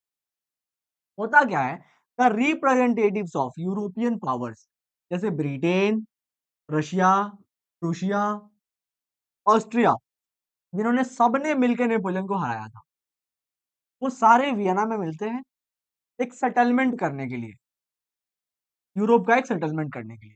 और इस पूरी वियना वाली जो ट्रीटी हुई थी, ट्रीटी को होस्ट किया था एक आदमी ने जो ऑस्ट्रिया का चांसलर था, जिसका नाम था ड्यूक मेटरनिक। ये नाम आप लोग याद कर लेना, बहुत इंपॉर्टेंट नाम। ऑस्ट्रिया के चांसलर ने ये पूरी जो मीटिंग थी, जो पार्टी थी, इस पार्टी का ये होस्ट था ड्यूक मेटर। सारे लोग नेपोलियन को हरा के देखो क्या करते हैं। करते क्या है ये लोग? ये लोग ट्रीटी ऑफ वियना साइन करते हैं 1815। इस ट्रीटी ऑफ वियना में कुछ स्टेप्स लिए गए थे। ये बेटा एग्जाम में अपने 5 मार्क्स क्वेश्चन के लिए इंपॉर्टेंट है कि ट्रीटी ऑफ वियना में कौन-कौन से स्टेप लिए गए। The Bourbon dynasty was restored to power in France. मतलब फ्रांस जो है बेटा, वहां पे नेपोलियन था। नेपोलियन के मरने के बाद इन सारे मोनार्कों ने फिर से वहां पे मोनार्की लाई। मोनार्की मतलब होता है फिर से राजा को लेकर आया, और वही राजा जो पहले हुआ करता था, यानी बर्बन डायनेस्टी का राजा, उसको वो लोग फिर से लेकर आए पावर में। दूसरा काम क्या किया कि France lost the territories it had annexed under Napoleon. Napoleon ने जो भी फ्रांस के राज्य जीते थे, वो सारे राज्य उन्होंने फिर से अंडू कर दिए, मतलब फ्रांस से उन्होंने छीन लिए वियना की ट्रीटी में। इसके अलावा क्या किया भैया? A series of states were set up on the boundaries of France to prevent expansion in the future. उन्हें एक और बात पता थी बेटा, वो बात ये थी, उन्हें पता थी कि अगर यूरोप के अंदर फिर कभी फिर कभी नेशनलिज्म की फीलिंग आती है, तो वो फ्रांस से ही आएगी। कहाँ से आएगी? फ्रांस से आएगी। तो उन्होंने फ्रांस की बाउंड्री पे क्या किया? तगड़े-तगड़े स्टेट्स बैठा दिए, कि फ्रांस कभी एक्सपेंशन करने का सोचे भी ना। ये थर्ड स्टेप लिया गया था। देखो कौन-कौन से स्टेट्स बैठाए गए थे। Kingdom of Netherland which included Belgium was set up in the north Geneva north. Geneva was added to Piedmont in the south. बेटा ध्यान दो, फ्रांस के नॉर्थ में क्या किया गया था? फ्रांस का नॉर्थ, ये फ्रांस दिख रहा है आपको? ये मैप में यहाँ पे ध्यान से देखो फ्रांस। इस फ्रांस के ऊपर ये बेल्जियम दिख रहा है? बेल्जियम को और किंगडम ऑफ नीदरलैंड को मिला दिया गया था। ये बेल्जियम और किंगडम ऑफ नीदरलैंड मिला के फ्रांस के नॉर्थर्न बाउंड्री पे ये दिख रहा है बड़ा सा स्टेट बना दिया। फ्रांस कभी सोचे भी ना। साउथ में जो जिनेवा वाला पार्ट है was added to Piedmont in the south. ये जिनेवा वाला जो पार्ट है बेटा, वो सर्डिनिया पिडमाउंट में ऐड कर दिया गया था। ये दिख रहा है आप लोगों को? किंगडम ऑफ सर्डिनिया पिडमाउंट साफ-साफ दिख रहा है यहाँ पे। तो ये जो नीचे जो था, इसमें जिनेवा वाला पार्ट भी इसको एस्टेब्लिश कर दिया गया था एक स्ट्रॉन्ग नेशन बनाने के लिए। Prussia was given important new territories on the western frontier while Austria was given control of northern Italy। Prussia को क्या किया गया था बेटा? वेस्टर्न फ्रंटियर पे। वेस्टर्न फ्रंटियर का मतलब होता है बेटा कि यूरोप के वेस्टर्न पार्ट। ये मत सोचना कि फ्रांस के वेस्टर्न पार्ट, यूरोप के वेस्टर्न पार्ट में। यहाँ पे देखो, यहाँ पे प्रूशिया को एक स्ट्रॉन्ग नेशन बनाया गया, दिख रहा है यहाँ पे? ऐसे प्रूशिया नाम का एक स्ट्रॉन्ग नेशन बनाया गया और इसको और भी पावर्स दिए गए प्रूशिया को। In the east, Russia was given part of Poland while Prussia was given a part of Saxony। और रशिया को भी, ये जो रशिया था, ये ऑलरेडी बहुत बड़ा रशिया है। दिख रहा है कितना बड़ा रशिया है? इसके बाद भी रशिया को पोलैंड वाला पार्ट दे दिया गया, ताकि ये सारे स्ट्रॉन्ग नेशंस जो हैं, ये सब मिलके क्या कर पाए? फ्रांस के एक्सपेंशन को रोक पाए। और जर्मनी जो कि 39 स्टेट्स का कन्फेडरेशन था, उसको वैसे ही छोड़ दिया।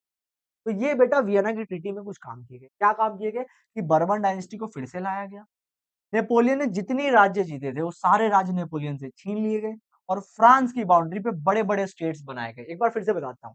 फ्रांस के साउथ में किंगडम ऑफ नेदरलैंड बनाया गया और बेल्जियम को कहा गया कि तू रख ले, बेल्जियम को रख ले तू, किंगडम ऑफ नेदरलैंड के कहा गया तू रख ले बेल्जियम। समझ में आया आपको? साउथ पार्ट में एक बार फिर से समझो, साउथ पार्ट में किंगडम ऑफ नेदरलैंड और उसमें बेल्जियम को मिला के दे दिया। ये सॉरी नॉर्थ पार्ट में, माफ करना, ये नॉर्थ पार्ट में। साउथ पार्ट में क्या किया गया? सर्डिनिया पिडमाउंट का स्टेट बनाया गया, ये पिडमाउंट वाला पूरा स्टेट बनाया गया, सर्डिनिया पिडमाउंट नीचे के पार्ट में, ठीक है। और यहाँ पे जिनेवा को भी ऐड कर दिया गया ताकि एक स्ट्रॉन्ग नेशन बन जाए। इसके अलावा यूरोप के वेस्टर्न पार्ट में, यूरोप के वेस्टर्न पार्ट में प्रूशिया नाम का एक बहुत बड़ा देश, ताकतवर देश बनाया गया और रशिया को पोलैंड वाला हिस्सा दे दिया गया। ऐसे करके बेटा फ्रांस की बाउंड्री पे सारे इंपॉर्टेंट नेशंस को इन्होंने स्टैब्लिश कर दिया वियना की ट्रीटी में। इसको कहाँ पे किया, ये एमसीक्यूज में आ सकते हैं, तो आप लोग इसको समझ लेना बिल्कुल। नॉर्थ में कौन था, साउथ में कौन था, ईस्ट में कौन था, वेस्ट में कौन। अब आते हैं अगला, वियना की ट्रीटी तो हो गई, वियना की ट्रीटी बेटा हो गई। और वियना की ट्रीटी जैसे खत्म हुई वैसे एक सेक्शन जो था, जो कि बहुत नेपोलियन के आने से बहुत ज्यादा डीमोरलाइज हो चुका था, यानी कंजर्वेटिव सेक्शन। और ये कंजर्वेटिव कौन होते हैं बेटा? कंजर्वेटिव वो लोग होते हैं जो चाहते हैं कि हाँ कहीं राजा ही रहे, मार रहा है तो क्या हुआ, मारता है तो क्या हुआ, अपना है। जो लोग ये चाहते हैं कि राजा ही रहे लंबे टाइम तक, डेमोक्रेसी ना आए, देश ना बने, वो सारे कंजर्वेटिव लोग हैं। नेपोलियन के आने से हुआ क्या था कि ये सारे कंजर्वेटिव अंडरग्राउंड हो चुके थे फ्रांस। लेकिन वियना ट्रीटी जिसमें नेपोलियन को मारा गया और फिर से मोनार्क लाया गया, इससे कंजर्वेटिवों का बोलबाला हो गया कि मेरे पापा मिल गए, पापा मिल गए। ऐसे करके लोग खुश हो गए और सारे कंजर्वेटिव जो थे उन्होंने एक नया कंजर्वेटिज्म दिया। सारे कंजर्वेटिव बिल से बाहर निकल गए, लेकिन ये जो नए कंजर्वेटिव बाहर निकले ना, ये थोड़े अलग थे, पुराने वालों से थोड़े अलग थे। मतलब कह सकते हो आप कम बुरे थे, पुराने वाले ज्यादा बुरे थे, ये कम बुरे थे। देखो बेटा, कंजर्वेटिव कौन होते हैं पहले समझ लो। कंजर्वेटिव एक आइडिया होता है, it is a political philosophy that believe in the importance of traditions. तो ये मानता है कि पुराने ट्रेडिशंस होने चाहिए। तो ये मानता है कि पुराने इंस्टीट्यूशंस मतलब होता है एग्जांपल में मोनार्क, कि पुराने इंस्टीट्यूशंस भी होने चाहिए, पुरानी कस्टम्स होनी चाहिए। और वो मानते हैं कि समाज में कभी भी क्विक चेंज नहीं होना चाहिए, ग्रेजुअल चेंज होना चाहिए, ग्रेजुअल डेवलपमेंट होना चाहिए।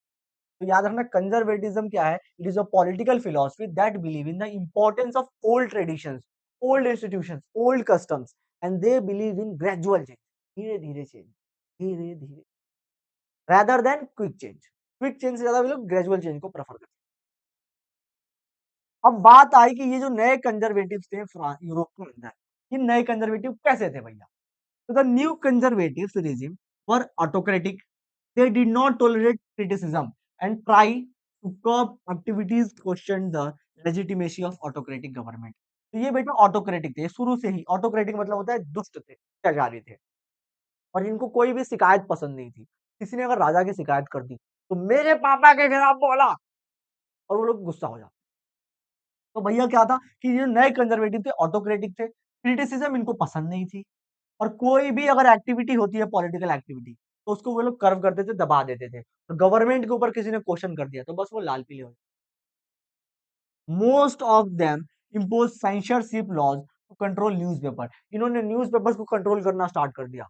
बुक्स में क्या लिखे जाएंगे ये बताते थे।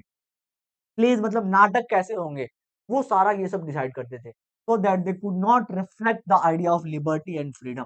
ये सब न्यूज़पेपर, बुक्स, प्लेज, इन सब पे ये कंट्रोल इसलिए चाहते थे ताकि फिर से नेशनलिज्म का आइडिया ना आ जाए, इसलिए सब कुछ पढ़ के ही रिलीज होने देते।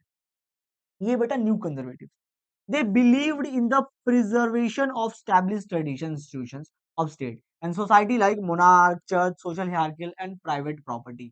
और वो बिलीव करते थे, क्या बिलीव करते थे भैया, कि जो पुराने इंस्टीट्यूशंस हैं, जैसे कि मोनार्क हो गया, चर्च हो गया, प्राइवेट प्रॉपर्टी हो गई, सोशल हियरार्कीज हो गई, इन सबको रहना चाहिए, मोनार्क को रहना चाहिए, चर्च को रहना चाहिए, लोगों के पास प्रॉपर्टी रहनी चाहिए, इन सब चीजों को ये मानते थे। लेकिन however most of them did not propose to return to society of pre-revolutionary days। They realized the modernization initiated by Napoleon could be used to make state power and more effective and stronger। तो लेकिन कुछ वैसा ऐसे भी थे ना, कुछ ऐसे इन्होंने क्या किया कि ये सब चीजें तो इनकी थी, मतलब ये तो अत्याचारी थे, राजा के खिलाफ कोई बोले तो सुन नहीं सकते थे, न्यूज़पेपर को इन्होंने बैन कर दिया। प्लेज़ बैन कर दिए, बुक्स बैन कर दिए ताकि कोई फ्रीडम की बात ना करे, ये सब तो था।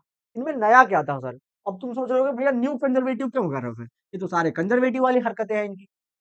बेटा न्यू कंज़र्वेटिव इसलिए कहा जाता है इनको क्योंकि ये ना वैसे नहीं थे, मतलब मैंने बोला ना कि बहुत बुरे नहीं थे, थोड़े बुरे थे। ये नेपोलियन ने जो अच्छे चेंजेस किए थे, उन सारे अच्छे चेंजेस को इन्होंने एक्सेप्ट कर लिया। एक लाइन में अगर बोलूँ तो न्यू कंज़र्वेटिव क्यों कहा जाता है इन्हें? हरकतें सारे पुरानी थी, बट नेपोलियन ने जो अच्छे चेंजेस किए थे, उसको इन्होंने अडॉप्ट कर लिया था। जैसे कि नेपोलियन ने जो आर्मी का मॉडर्नाइज़ेशन किया, उसको इन्होंने अडॉप्ट कर लिया। नेपोलियन ने जो ब्यूरोक्रेसी को अच्छे ढंग से चलाया, उसको इन्होंने एक्सेप्ट कर लिया। नेपोलियन ने जो इकोनॉमी में जो चेंजेस किए थे, उसको इन्होंने एक्सेप्ट कर लिया। नेपोलियन ने जो फ्यूडल सिस्टम को एबॉलिश किया था, वो भी इन्होंने अडॉप्ट कर लिया। सर्फडम जो एबॉलिश किया था, ये सारे जो थे बेटा इन्होंने अडॉप्ट कर लिए। जो कुछ अच्छे चेंजेस थे नेपोलियन के, उसको इन्होंने अडॉप्ट कर लिया और इसीलिए इन्हें कहा जाता है न्यू कंजर्वेटिव्स क्योंकि इन्होंने नेपोलियन के जितने अच्छे चेंजेस थे, उसको इन्होंने एक्सेप्ट बाकी पुरानी हरकतें तो इनकी थी ही लुच्चों वाली। What types of conservative regime were set up in Europe after 1815? Question यही आता है बेटा कि यूरोप में 1815 के बाद किस तरह के न्यू कंजर्वेटिव थे? ये बेटा इंपॉर्टेंट क्वेश्चन यहाँ पे लिख लो। लिख लो अपने नोटबुक में बेटा, ये एग्जाम के लिए इंपॉर्टेंट है। तो अब ये तो सीन हो गया। एक सीन क्या हमने समझ लिया बेटा कि कंजर्वेटिव जो थे वो सारे पर आ गए मेढकों की तरह, जैसे वियना की ट्रीटी हुई। तो गुरुजी ये बताओ कि जो नेशनलिस्ट लोग थे, जो मिडिल क्लास लोग थे, जो देश बनाना चाहते थे, उनका क्या हुआ? अब बेटा हुआ क्या ना ट्रीटी ऑफ वियना के बाद, ट्रीटी ऑफ वियना के बाद हुआ कुछ ऐसा कि सारे मिडिल क्लास लोग अंडरग्राउंड हो गए।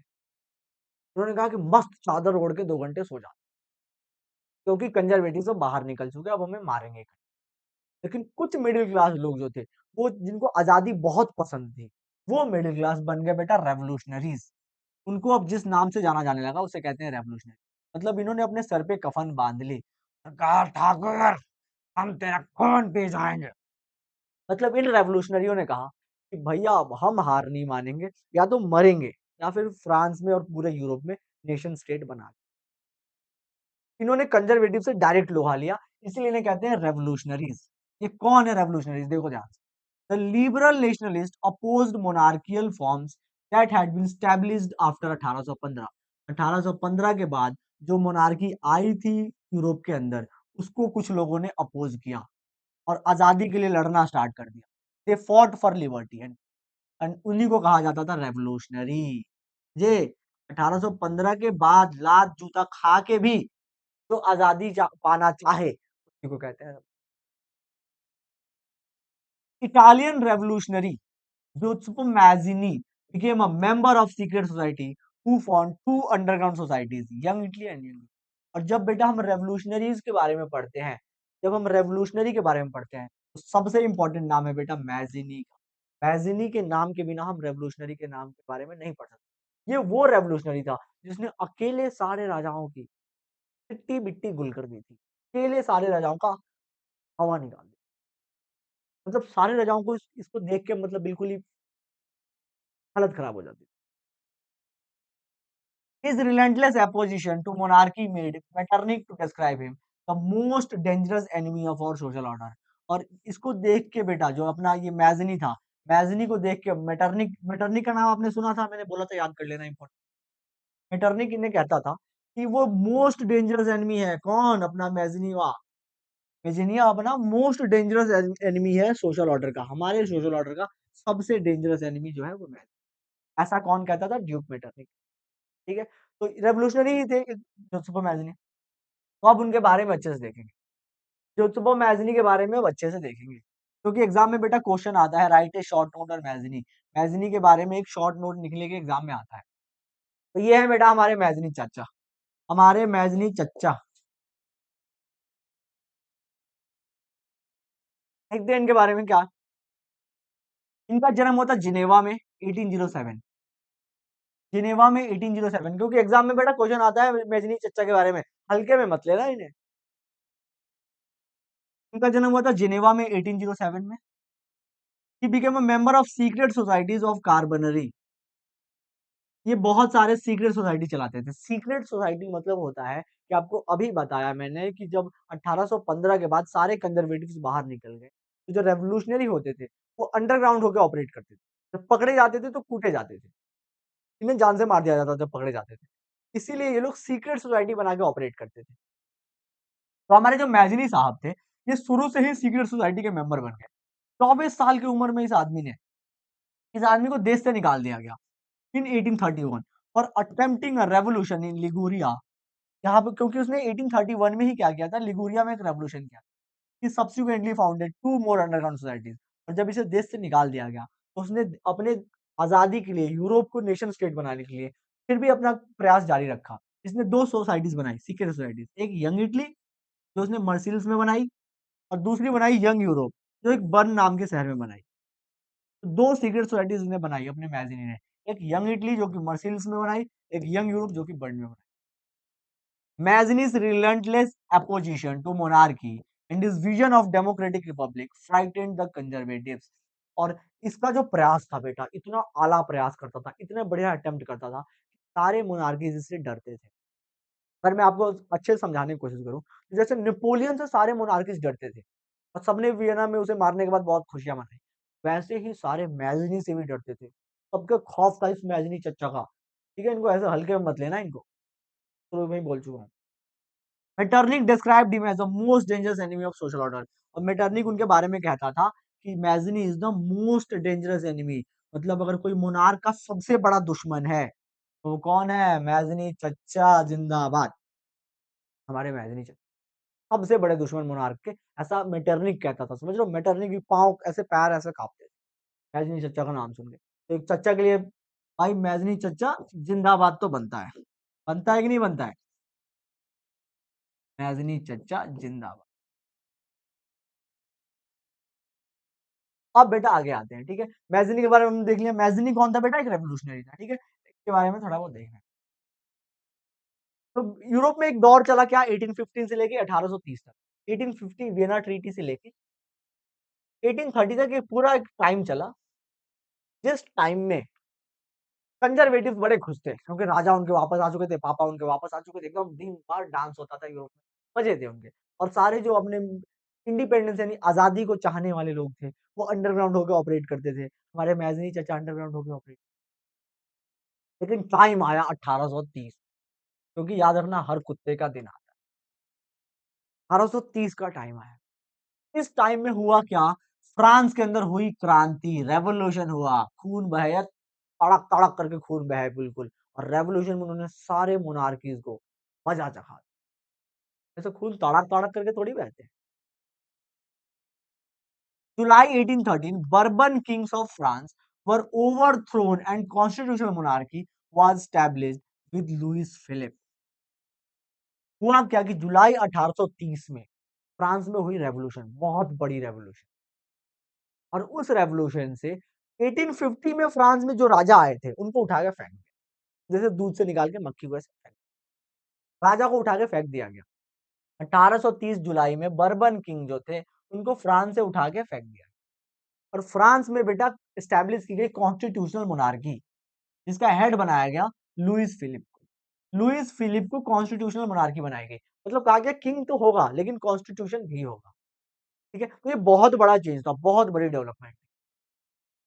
Due to revolution in Brussels Belgium broke away from the United Kingdom of Netherland. और जब फ्रांस ने अपने किंग को उठा के फेंक दिया, तो फिर हमारे बेल्जियम ने कहा कि अब बताता हूं इनको मैं। बेल्जियम में आया बेटा जोश।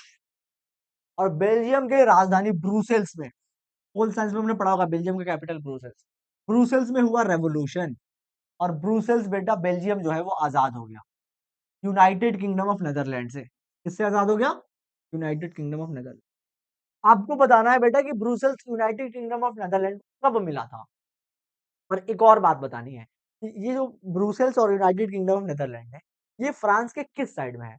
नॉर्थन साइड में है या साउथर्न साइड में है? ऊपर है या नीचे है? ये आपको कमेंट बॉक्स में बताना। अभी बताया जस्ट। तो बेल्जियम आजाद हो गया किससे भैया? United Kingdom of Netherland.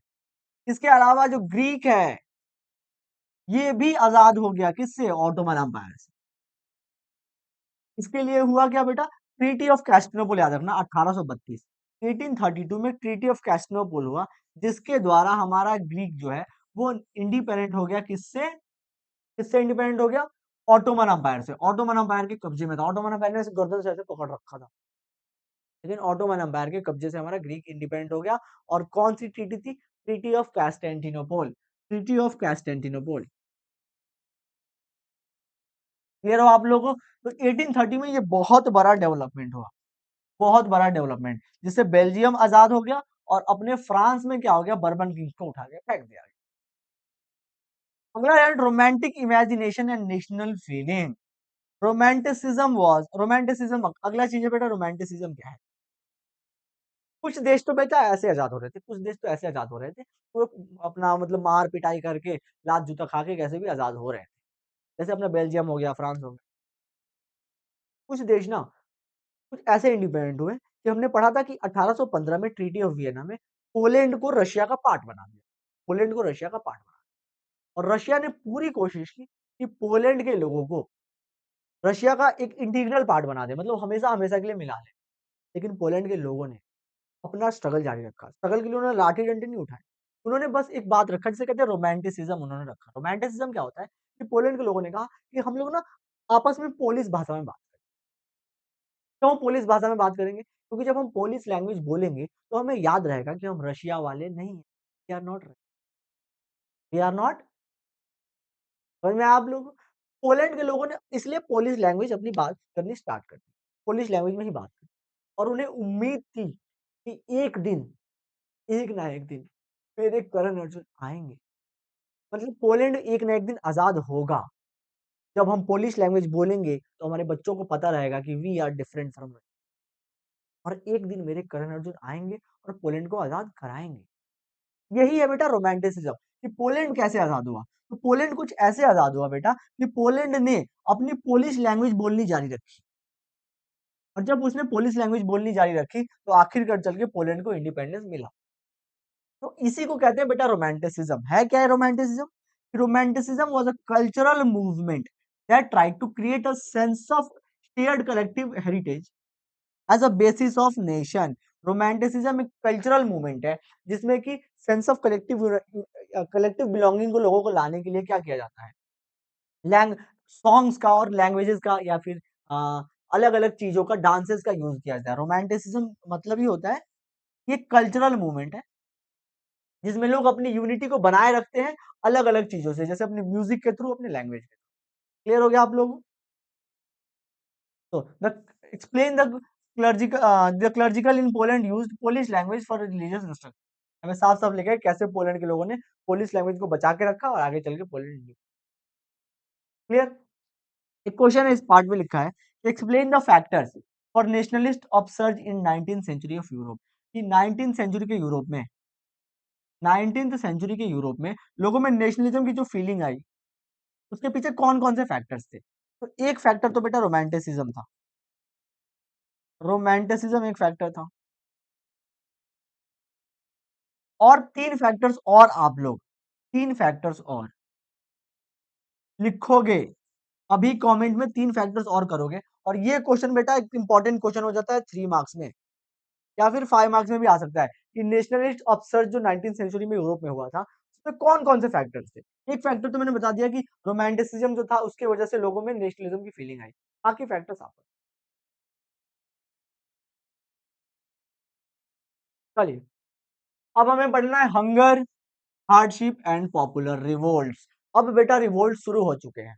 Revolts अब शुरू हो चुके हैं।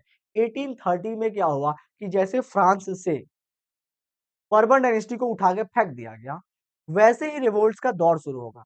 उसी दौर एक और चीज हुई। उसी दौरान यूरोप में एक और बड़ी ड्रास्टिकल चेंज आया। उस टाइम पूरे यूरोप में आ गया हंगर। कैसे आया ये हंगर? अब कहानी सुनो पूरी ध्यान से। इन 1830s were the years of great economic hardship. 1830 का वो टाइम था जो यूरोप के ऊपर बहुत भारी था, क्योंकि यूरोप में बहुत ज्यादा भूखमरी आ गई। लोग भूख के मारे मरने लगे। बहुत ही भयावह साल था ये। There was enormous increase in population. इसके पीछे कुछ रीजंस थे। सबसे पहला रीजन था कि जनसंख्या अचानक से बढ़ गई। बहुत ज्यादा यूरोपीय जनसंख्या, मिलियंस में। जब जनसंख्या बढ़ गई बेटा तो अनएम्प्लॉयमेंट हुआ। पूरे यूरोप में अनएम्प्लॉयमेंट हुआ। Population from rural areas migrated to cities to live in overcrowded slum. और लोग गाँवों से लोगों को नौकरी नहीं मिलती थी। गाँवों से लोग बहुत अधिक संख्या में जाके शहरों में बस गए और शहरों में जहाँ पे वो बसते थे, वहाँ पे उनके रहने की कोई इंतज़ाम नहीं होती थी। वो स्लम्स में रहते थे, स्लम्स में। Small producers in town often face stiff competition from import of cheap machine made goods from England। और जिन लोगों को थोड़ा बहुत नौकरी मिलती भी थी, जिन लोगों को थोड़ी बहुत नौकरी मिलती भी थी, वो नौकरी भी अब उनको नहीं मिलने लगी, क्योंकि क्या होता था कि इंग्लैंड से सामान बन के आता था। तो जो हाथ के कारीगर होते थे, जो हाथ से सामान बनाते थे, उनका सामान कोई लेता नहीं था, क्योंकि इंग्लैंड में हो चुका था इंडस्ट्रियलाइजेशन। तो वहां से मशीनों से बन के सामान आते थे और वो सस्ते होते थे, तो लोगों की नौकरी ऐसे भी जा रही थी। वर्कर्स की कंडीशन बहुत ही एक्सट्रीम हो गई। Bad harvest and rising food prices added to poverty of towns and countries. और उसके बाद बेटा कहते नहीं कि एक हमें घाव हो, घाव के ऊपर खुजली हो जाए। मतलब कि क्या, कि बेटा पॉपुलेशन बहुत ज्यादा बढ़ चुकी है। लोग गांवों से आके शहरों में नौकरी की तलाश कर रहे हैं, नौकरी तब भी नहीं मिल रही। इंग्लैंड से सामान बन के आ रहे हैं, वही बिक रहे हैं। हाथ से काम करने वाले सारे कारीगर बेरोजगार हो चुके हैं। इसके अब क्या, अब ये इतने सारी दिक्कतें तो है ही, और अब बैड हार्वेस्ट हो जाए, मतलब कि फसल भी ना हो, ठीक है, फूड प्राइसेस बढ़ जाएं, तो लोगों की गरीबी और बढ़ जाएगी, लोग शहरों में गांवों में और गरीब हो जाएंगे। ये बेटा कारण थे हंगर के, यूरोप में जो हंगर हुए थे, हार्डशिप हुआ था, इसके ये सारे कारण थे। समझ में आया? पहला कारण क्या था? Increase in population. फर्स्ट कारण इंक्रीज इन पॉपुलेशन। दूसरा, बहुत ज़्यादा रूरल एरिया से लोग आके शहरों में बसे, दूसरा कारण था। तीसरा, जो स्मॉल प्रोड्यूसर्स थे गाँव में रहने वाले, उनको बहुत ही कॉम्पिटिशन सामना करना पड़ता था, किससे? इंग्लैंड से बन के आने वाले सामानों से, क्योंकि वो सामान सस्ते होते थे। तो ये सारे वो कारण थे जिससे कि 1830 में लोगों को हंगर हार्डशिप झेलनी पड़ी। अब इसके जब लोग परेशान होंगे तो लोग अपना हाथ पैर मारेंगे। तो कुछ रेवोल्यूशंस हुए, उन्हीं में एक रेवोल्यूशन है 1848 का रेवोल्यूशन। फ्रांस में जो हुआ था 1848 का रेवोल्यूशन, उन्हीं में से एक रेवोल्यूशन है। 1848 में फ्रांस में क्या हुआ? फिर लोग जो हैं वो पेरिस पहुंच के लोगों ने क्रांति कर दी, क्योंकि लोगों के पास खाने को कुछ नहीं था और बहुत ज्यादा बेरोजगारी आ गई थी।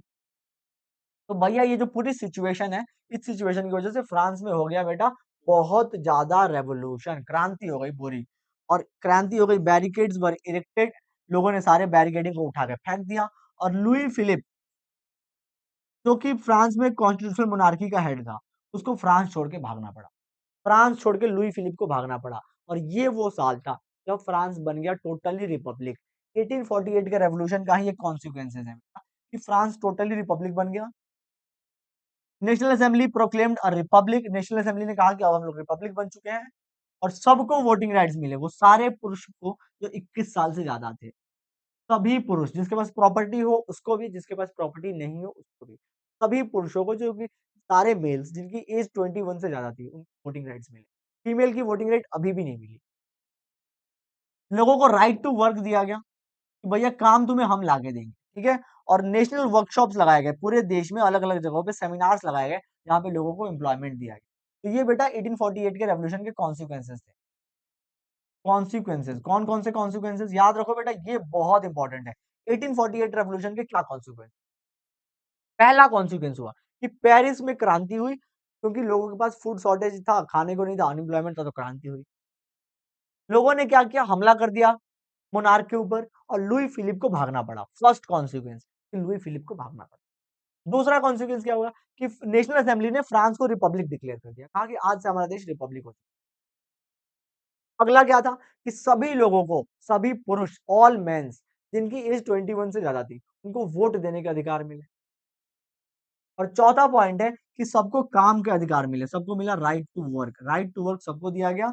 और पूरे देश में सेमिनार लगा लगा के लोगों को नौकरियां बांटी गई, पकड़ पकड़ के लोगों को नौकरियां दी।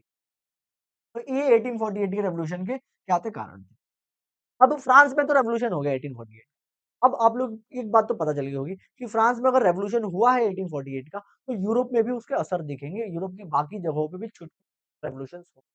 अब उन रेवोल्यूशन के बारे में देखते हैं। कौन सा बेटा? 1848 का liberal revolution. In Germany, Italy, Poland, and Austro-Hungarian Empire, men and women of the liberal middle class demanded for constitutionalism with national unification। Germany के लोग, इटली के लोग, पोलैंड के लोग, ऑस्ट्रिया हंगरी के लोग, हर जगह के लोग जो है वो अब इस बात की मांग करने लगे कि हमें भी चाहिए, हमें भी चाहिए। क्या चाहिए? हमें भी चाहिए कॉन्स्टिट्यूशन और नेशनल यूनिफिकेशन हो, हमारे यहाँ भी क्या बनाया जाए, देश बनाया जाए। ऐसी उन्होंने मांगे करनी शुरू कर दी। The liberal took advantage of the growing popular unrest to push their demands for creation of nation state। तो लिबरल्स ने यहाँ पे नेशन स्टेट की मांग कर दी।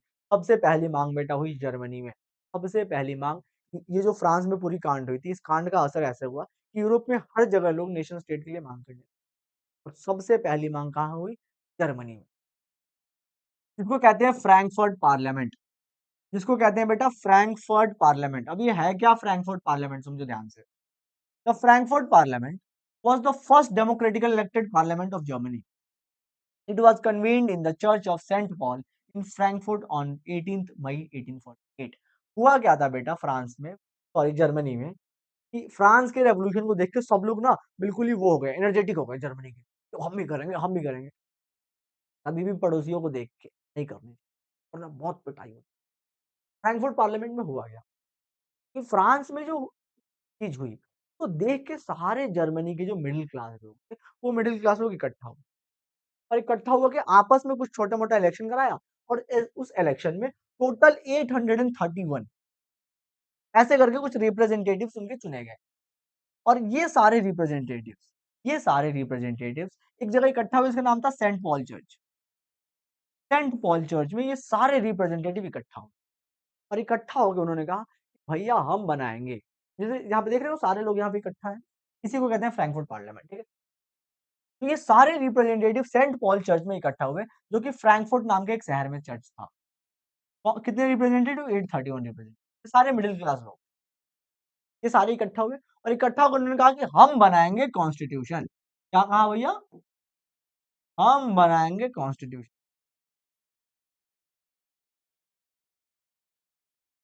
और इन्होंने कॉन्स्टिट्यूशन बनाने का काम शुरू कर क्लियर। इन्होंने कॉन्स्टिट्यूशन ड्राफ्ट किया और उन्होंने प्रूसिया के राजा से बोला, राजा आप ही रहो, कोई दिक्कत नहीं है, लेकिन अब जर्मनी में होगा कॉन्स्टिट्यूशनल मोनार्क।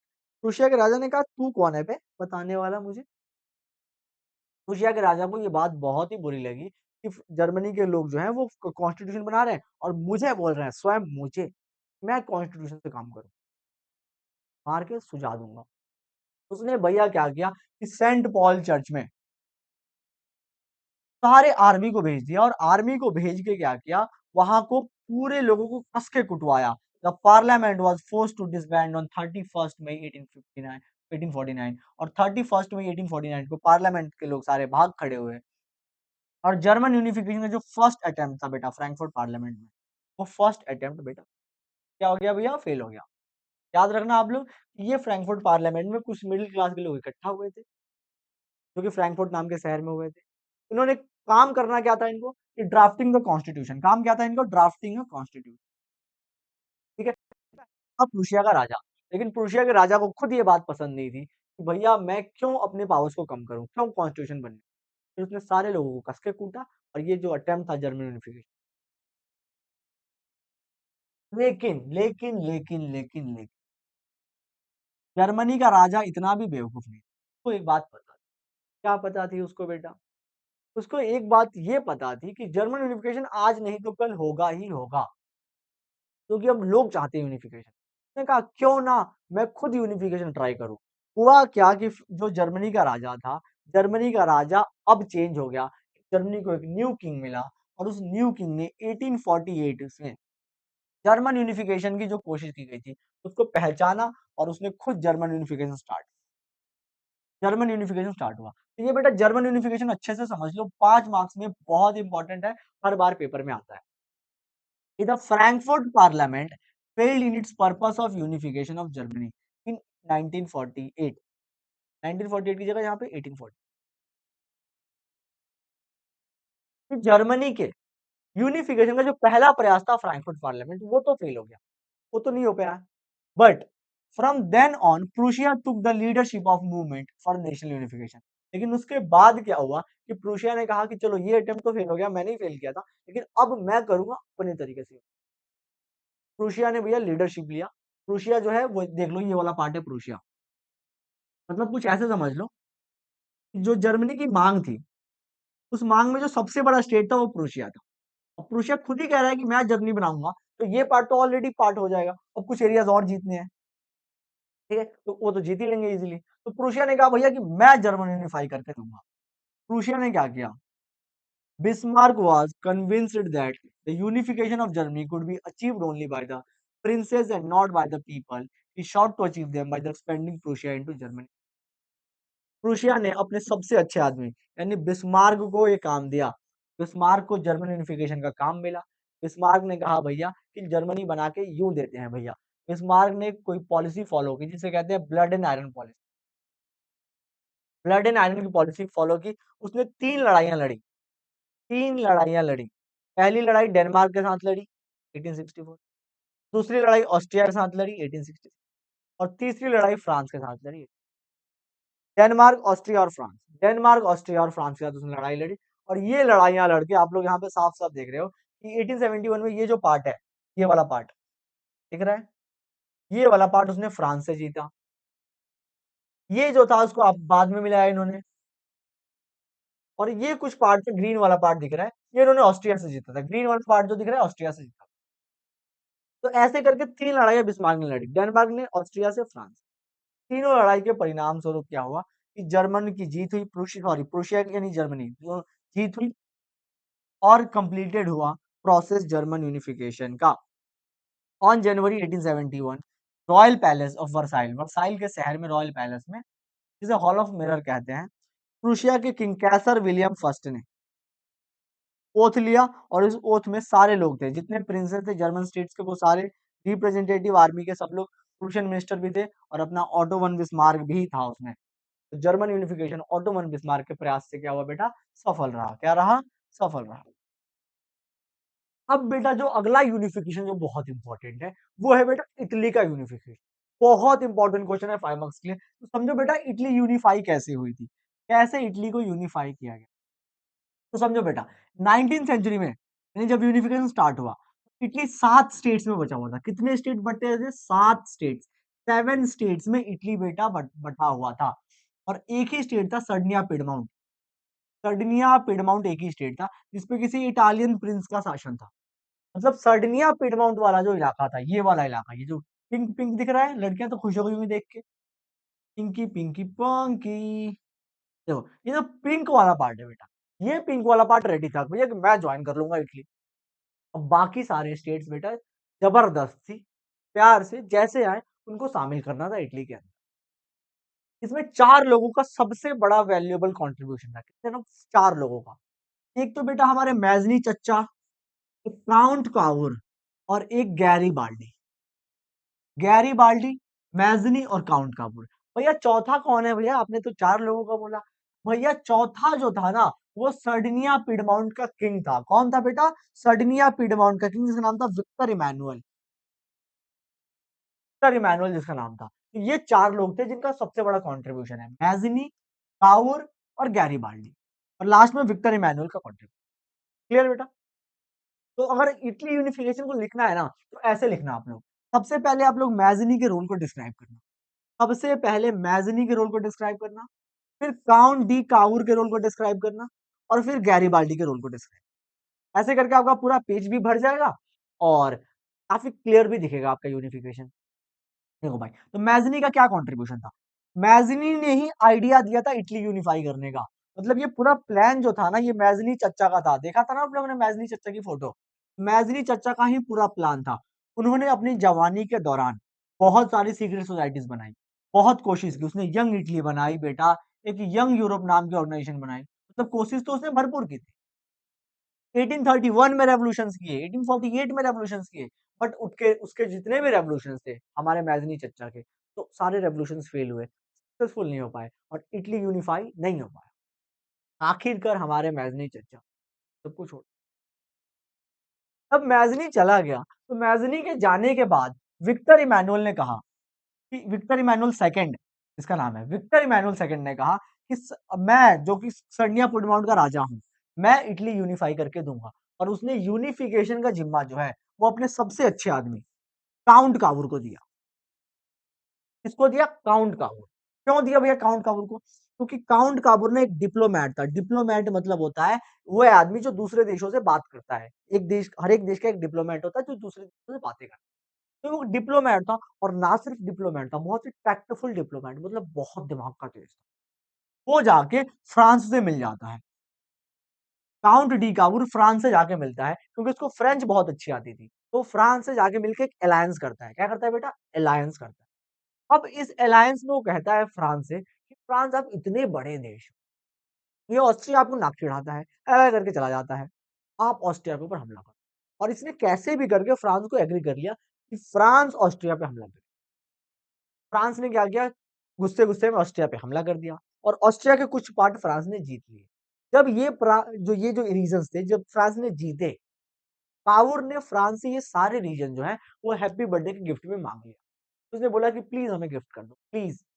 और फ्रांस ने वो सारे रीजन जो है ऑस्ट्रिया से जो जीते थे, वो सारे इसको गिफ्ट कर दिया, किसको? Count count. तो इसका बेटा काम हो गया। इसने इटली के जो नॉर्थर्न पार्ट होते हैं, नॉर्थर्न पार्ट जीत ली। ये वाला पार्ट आपको दिख रहा है बेटा, इटली का ये नॉर्थर्न पार्ट, लोम्बार्डिया, वेनेशिया, ये वो सारे पार्ट्स है बेटा ग्रीन कलर में जो दिखे हैं, जो कि ऑस्ट्रिया के कंट्रोल में थे, और फ्रांस ने जीत के इसे दिए थे। सिर्फ दिमाग का यूज किया इसने, सिर्फ दिमाग का यूज। तो यहाँ पे बेटा काउंट काउंट का काम हो जाता है क्या, कि इसने इटली के नॉर्थर्न पार्ट्स को जीता। अब यहाँ से काम स्टार्ट होता है गैरीबाल्डी। गैरीबाल्डी ने क्या किया? गैरीबाल्डी की एक आर्मी ऑर्गेनाइजेशन थी उसके बाद। गैरीबाल्डी के पास एक आर्मी थी, उस आर्मी का नाम था रेड शर्ट। और जीतना था इस बार इटली का साउथर्न पार्ट। इस बार जीतना था इटली का ये वाला पार्ट, साउथर्न वाला पार्ट जीत। तो हुआ क्या कि गैरीबाल्डी के पास सब लोग गए, और बोला उन्होंने कि भैया, इटली को यूनिफाई करने के लिए हमें साउथर्न वाला पार्ट चाहिए। गैरीबाल्डी ने कहा, क्यों देता हूं मैं, क्यों देता हूं। उसने हमला कर दिया, हमला करके अपने रेड शर्ट के साथ किंगडम ऑफ टू सिसिलीज को उसने जीत लिया। इसमें एक अलग कहानी है कि लोकल पीजेंट्स को उसने बोला कि इटली की जो राजकुमारी है वो कब्जे में है। लोगों ने कहा कि हम लाएंगे भाभी जी को। सारे लोग जो थे वो सारे जाके उन्होंने किंगडम ऑफ टू सिसिलीज में एकदम हल्का मचा दिया भाई, हल्का मचा दिया, सब पार्ट जीत लिया। जब जीत लिया तो पता चला कि नहीं, ऐसी कोई भाभी जी है नहीं। तो लोग बहुत दुखी हुए। ठीक है? तो हमारे गैरीबाल्डी ने क्या किया, रेड शर्ट के साथ मिलकर, मतलब जो इसकी ऑर्गेनाइजेशन थी, उसके साथ मिलकर ने साउथर्न पार्ट पे हमला कर दिया, और ये वाला पार्ट उसने। अब बेटा इटली यूनिफिकेशन कंप्लीट हो गया। यानी ये पार्ट इटली के साथ आ गया, ये तो रेडी ही है आने के लिए, और ये पार्ट भी आ गया। बाद में डर के मारे जो central part of the Italy है, रोम, उसने भी बाद में इटली को ज्वाइन कर लिया। और 1861 में विक्टर इमैनुअल हमारा यूनिफाइड इटली का पहला किंग बन गया। और लेटर ऑन वेनेशिया और रोम वाले पार्ट ने भी ज्वाइन, जो बीच वाला पार्ट था उसने सबसे लास्ट में ज्वाइन। तो आपको ये बात पूरी समझ में आई बेटा, कि ये बेटा पूरी कहानी है इटली यूनिफिकेशन। 3 लोगों के रोल आप लोगों को अच्छे से याद रखना है। मैज़नी का रोल, काउर का रोल, और गैरीबाल्डी का। तो चौथा जो था हमारा विक्टर इमैनुअल सेकंड, वो बस लास्ट में किंग बनता है। इटली यूनिफिकेशन के बाद क्या आता है? ग्रेट ब्रिटेन का यूनिफिकेशन। अभी तक आप लोगों ने जो यूनिफिकेशंस देखे थे, उन यूनिफिकेशन में लड़ाइयाँ हो रही हैं। जर्मनी ने 3 लड़ाइयाँ लड़ी, ऑस्ट्रिया ने 2 लड़ाइयाँ लड़ी, सॉरी अपने इटली ने 2 लड़ाइयाँ लड़ी। ग्रेट ब्रिटेन का जो केस है वो बिल्कुल स्ट्रेंज केस है, बिना किसी लड़ाई के। ग्रेट ब्रिटेन का यूनिफिकेशन कैसे हुआ समझो। There was no British nation prior to the 18th century. 18th century में कोई ब्रिटिश देश नहीं हुआ करता। होते क्या थे? The primary identities of the people in the British were ethnic ones. यहाँ पे जो लोग होते थे वो उनकी अलग आइडेंटिटी उनके एथनिक बेसिस पे होती थी। जैसे इंग्लिश हुआ करते थे, वेल्स हुआ करते थे, स्कॉट हुआ करते थे, और आयरिश हुआ करते थे। देखो ध्यान से, ये इंग्लिश येलो वाले पार्ट, पीला पीला कढ़ी वाला पार्ट, कढ़ी वाला जो पार्ट है बेटा, और ये इंग्लैंड के जो लोग होते हैं ना, ये एक नंबर के कढ़ी होते हैं। गंदे लोग, इन्होंने ही हमारे को गुलाम बनाया था, निकम्मे लोग। देखो भाई, ये इंग्लैंड का येलो वाला पार्ट, ये ये वेल्स वाला पार्ट, येलो वाला पार्ट, सॉरी ये पिंक वाला पार्ट, ये ब्लू स्कॉटलैंड, और ये जो पार्ट है ये आयरलैंड वाला पार्ट। ऐसे करके 4 अलग-अलग पार्ट्स हुआ करते थे। कितने बेटा? 4 अलग-अलग पार्ट थे अपने पूरे ब्रिटेन। इसमें इंडसलाइजेशन सबसे पहले क्या हुआ था? 18th सेंचुरी में कहाँ पे हुआ था? इंग्लैंड में। कहाँ पे हुआ था बेटा? इंग्लैंड। इंडसलाइजेशन होने की वजह से स्कॉटलैंड के लोग और नॉर्थर्न आयरलैंड के लोग, ये सारे लोग इंग्लैंड में आते थे, और English language dominant language. England ने इसी का फायदा उठाया और इन सबको आपस में मिलाया। हुआ क्या कि सबसे पहले उन्होंने स्कॉटलैंड पे कब्जा किया। सबसे पहले इस वाले पार्ट पे इन्होंने क्या किया, कब्जा किया। टाइम था बेटा 1707 का, बिना किसी लड़ाई के, इसलिए इसे अजीब सा यूनिफिकेशन कहते हैं। इन्होंने एक एक्ट ऑफ यूनियन पास किया 1707, और इस एक्ट ऑफ यूनियन से इंग्लैंड और स्कॉटलैंड दोनों एक पार्ट हो गए। इंग्लैंड और स्कॉटलैंड जो है उनका फॉर्मेशन हुआ United Kingdom of Great Britain. समझ में आया? तो एक्ट ऑफ यूनियन 1707 से इंग्लैंड और स्कॉटलैंड को मिला के United Kingdom of Great Britain बनाया गया। ब्रिटिश पार्लियामेंट में ज्यादातर लोग जो थे वो इंग्लिश लोग थे, तो स्कॉटलैंड के जो कल्चर थी उसको इन्होंने सप्रेस किया। तो स्कॉटलैंड में जो कैथोलिक लोग रहते थे उसको इन्होंने सप्रेस किया। ये एक अलग कहानी है, सुनो ध्यान से। यहाँ यहाँ पे ध्यान से देख लो। इंग्लैंड में बेटा दो तरह के क्रिश्चियंस रहते थे, दो तरह के क्रिश्चियंस। एक रहते थे कैथोलिक्स और एक रहते थे प्रोटेस्टेंट्स। एक कैथोलिक रहते थे बेटा, एक रहते थे प्रोटेस्टेंट्स। अब क्या हुआ बेटा कि इंग्लैंड में जो थे ना वो प्रोटेस्टेंट्स बेटा मेजोरिटी में थे। ये थे बेटा मेजोरिटी में, और एक कैथोलिक जो थे वो बेटा माइनॉरिटी। तो इन्होंने स्कॉटलैंड के कैथोलिकों को बहुत ज्यादा सप्रेस किया। स्कॉटलैंड के जो हाईलैंडर्स थे, हाईलैंडर्स मतलब ये लोग ऊपर के इलाके में रहते हैं, इसलिए इन्हें हाईलैंडर कहा जाता है। यहाँ के हाईलैंडर ना अपनी भाषा बोलते थे जिसका नाम था गैलिक लैंग्वेज। ये एमसीक्यू के लिए इंपॉर्टेंट है। ये जो गैलिक लैंग्वेज बोलते थे, इस लैंग्वेज को बोलने से मना कर दिया गया, इनका नेशनल ड्रेस पहनने से मना कर दिया गया, और ऐसे जबरदस्ती स्कॉटलैंड को इंग्लैंड का पार्ट बना। स्कॉटलैंड की तो बारी खत्म, स्कॉटलैंड हो गया पार्ट। अब बारी थी नॉर्थर्न आयरलैंड को खींचने की, यूनाइटेड किंगडम। उसको इन्होंने कैसे खींचा? आयरलैंड में भी दो तरह के लोग रहते थे, एक रहते थे कैथोलिक, एक रहते थे प्रोटेस्टेंट्स। इंग्लिश लोगों ने मदद की प्रोटेस्टेंट्स की, क्योंकि इंग्लैंड में भी प्रोटेस्टेंट ज्यादा लोग थे। उन्होंने वहां के प्रोटेस्टेंट्स की मदद की कि वो लोग कैथोलिकों को मारें।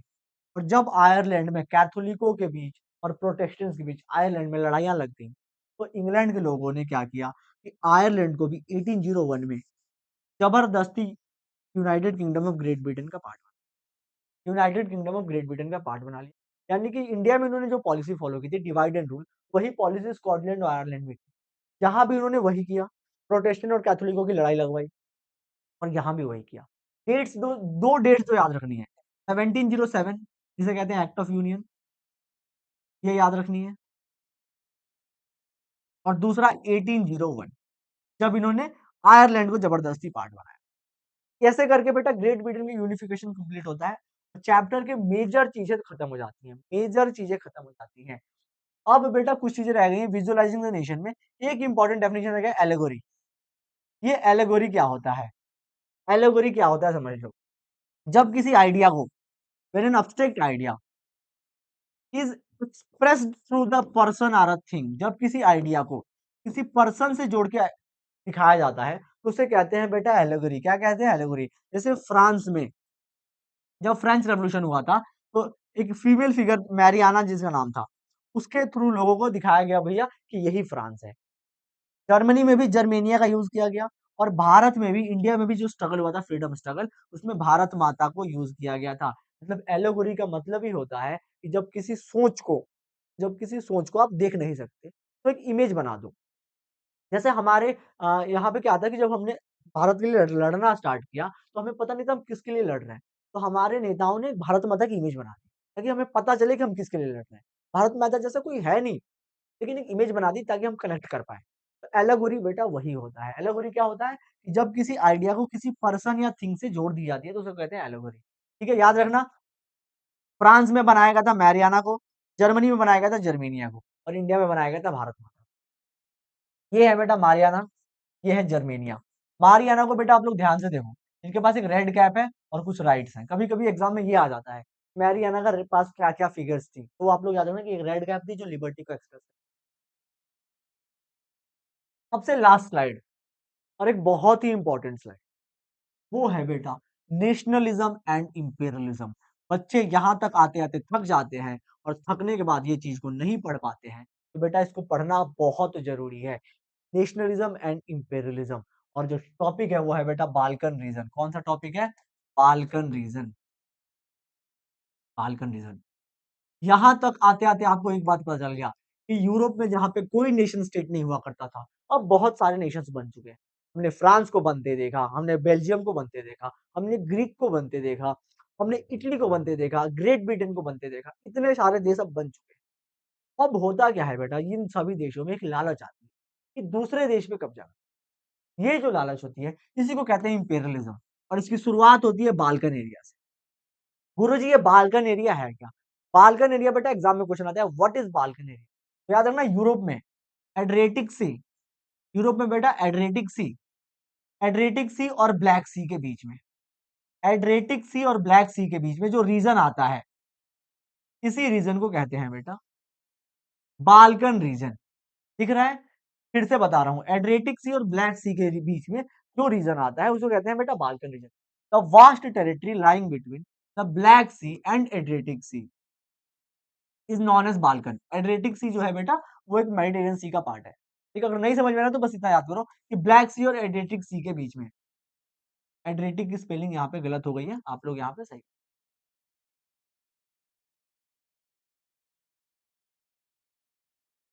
एड्रियाटिक सी, ठीक है। चलो भाई, ब्लैक सी और एड्रियाटिक सी के बीच का जो पार्ट है उसी को कहते हैं बाल्कन रीजन। इस रीजन में ना बहुत ज्यादा वेरिएशन है, मतलब अलग अलग लोग रहते थे, और जब ये रीजन टूटा तो बहुत सारे देश बने। कौन से देश बने? रोमानिया बना, बुल्गारिया बना, अल्बेनिया बना, मैसेडोनिया बना, क्रोशिया का नाम आपने सुना होगा, जिन लोगों को फुटबॉल पसंद है उन्होंने सुना होगा। बोस्निया, हर्जेगोविना, स्लोवेनिया, सर्बिया, मॉन्टेग्रो, ऐसे करके बहुत सारे देश बने। जब ये टूटा तो बहुत सारे देश बने। इन सभी देशों में से कुछ देशों के अगर नाम याद हो जाए तो जरूर कर लें। अब क्वेश्चन ये आता है बेटा कि large part of the Balkan was under the control of Ottoman empire. इस बाल्कन पे लंबे समय तक ना जिसका कंट्रोल था वो था ऑटोमन एम्पायर। ऑटोमन एम्पायर का कंट्रोल था। हुआ क्या यहाँ पे कि यूरोपियन पावर्स यहाँ पे कंट्रोल करना चाहते थे, wanted to extend their control over the Balkan area, और इसके कारण हुआ, और ये जो उनकी जो इच्छा थी कि हमें बाल्कन एरिया पे कंट्रोल करना है, ये इच्छाएं बढ़ती चली गई, और आखिर चल के पूरे यूरोप को क्या झेलनी पड़ी? First world war. क्योंकि जब इच्छाएं हमारी बढ़ती हैं तो फिर उस पर कंट्रोल नहीं होता। हम कहते हैं हमें ये चाहिए, फिर कहते हैं वो चाहिए, फिर कहते हैं ये चाहिए, तो बढ़ते बढ़ते बढ़ते हमें चाहिए होता है पूरी दुनिया। तो यूरोपियन पावर्स जो थी, जैसे रशिया थी, ग्रेट ब्रिटेन थी, इन पावर्स को कब्जा करने की आदत बन गई, और फिर फाइनली दुनिया ने फर्स्ट वर्ल्ड वॉर दी। क्वेश्चन आता है कि गुरुजी बाल्कन एरिया पे ही क्यों कब्जा करना चाहते थे? ये बेटा एग्जाम में भी क्वेश्चन यही आता है कि बाल्कन एरिया पर ही क्यों कब्जा करना चाहते थे? तो उसके कारण थे। पहला, कि ऑटोमन एम्पायर कमजोर हो गया था। ऑटोमन एम्पायर जब कमजोर हो गया था तो ये पूरा इलाका खाली था, यहाँ पे कोई आके हमला कर सकता। दूसरा, जितने भी बाल्कन स्टेट्स के देश थे वो खुद ही चाहते थे कि हम आजाद हो जाए।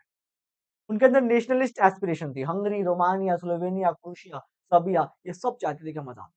दूसरा रीजन हो जाएगा बेटा कि वो खुद ही नेशनलिस्ट बनना चाहते, नेशनलिज्म की फीलिंग उनके अंदर आ रही थी। और तीसरा, बाल्कन स्टेट जो थे वो एक दूसरे से जेलस थे, वो एक दूसरे से लड़ाई की भावना उनके अंदर पहले से थी। तो ये तीसरा कारण है। चौथा कारण है बेटा कि यूरोपियन पावर्स की आपस में जो लड़ाई थी, एक होड़ थी कि हमें कब्जा करना है, हमें कब्जा करना है, हमें कब्जा करना है, और इसी कारण उन्होंने बाल्कन एरिया पे बेटा पूरा कब्जा, और आगे चल के ये कब्जा रुका नहीं, फिर उन्होंने अफ्रीका पे कब्जा करना स्टार्ट किया, इंडिया को अपनी कॉलोनी बनाई, और आखिर चल के फर्स्ट वर्ल्ड वॉर हुआ। तब जाके फिर सेकंड वर्ल्ड वॉर हुआ। तब एक देश का दूसरे देश पे कब्जा करने की जो माइंडसेट है वो खत्म हुआ, और फिर हमारे देश को ब्रिटिश छोड़ के भागे। ये सारी कहानियाँ एक-दूसरे से रिलेटेड है। आई होप यहाँ तक जब आप लोग आए हो, तो आपको पूरा चैप्टर अच्छे से क्लियर होगा। अगर कुछ आपको पॉइंट ना समझ में आए, तो कमेंट बॉक्स में ज़रूर बताएँ, हम आपको बिल्कुल ही रिप्लाई करेंगे, आराम से आपको रिप्लाई करेंगे, हर चीज़ समझा। यहाँ तक बनने के लिए very, very thank you to all of you. खूब मन लगा के पढ़ते रहो। सारे वीडियोज़ आपको लाइन बाय लाइन इसी चैनल पे मिलेंगे। चैनल को सब्सक्राइब कर लेना, लाइक कर लेना, फीडबैक कमेंट बॉक्स में ज़रूर देना। Thank you all of you again. चलो मिलते हैं अब अगले चैप्टर। Bye everyone.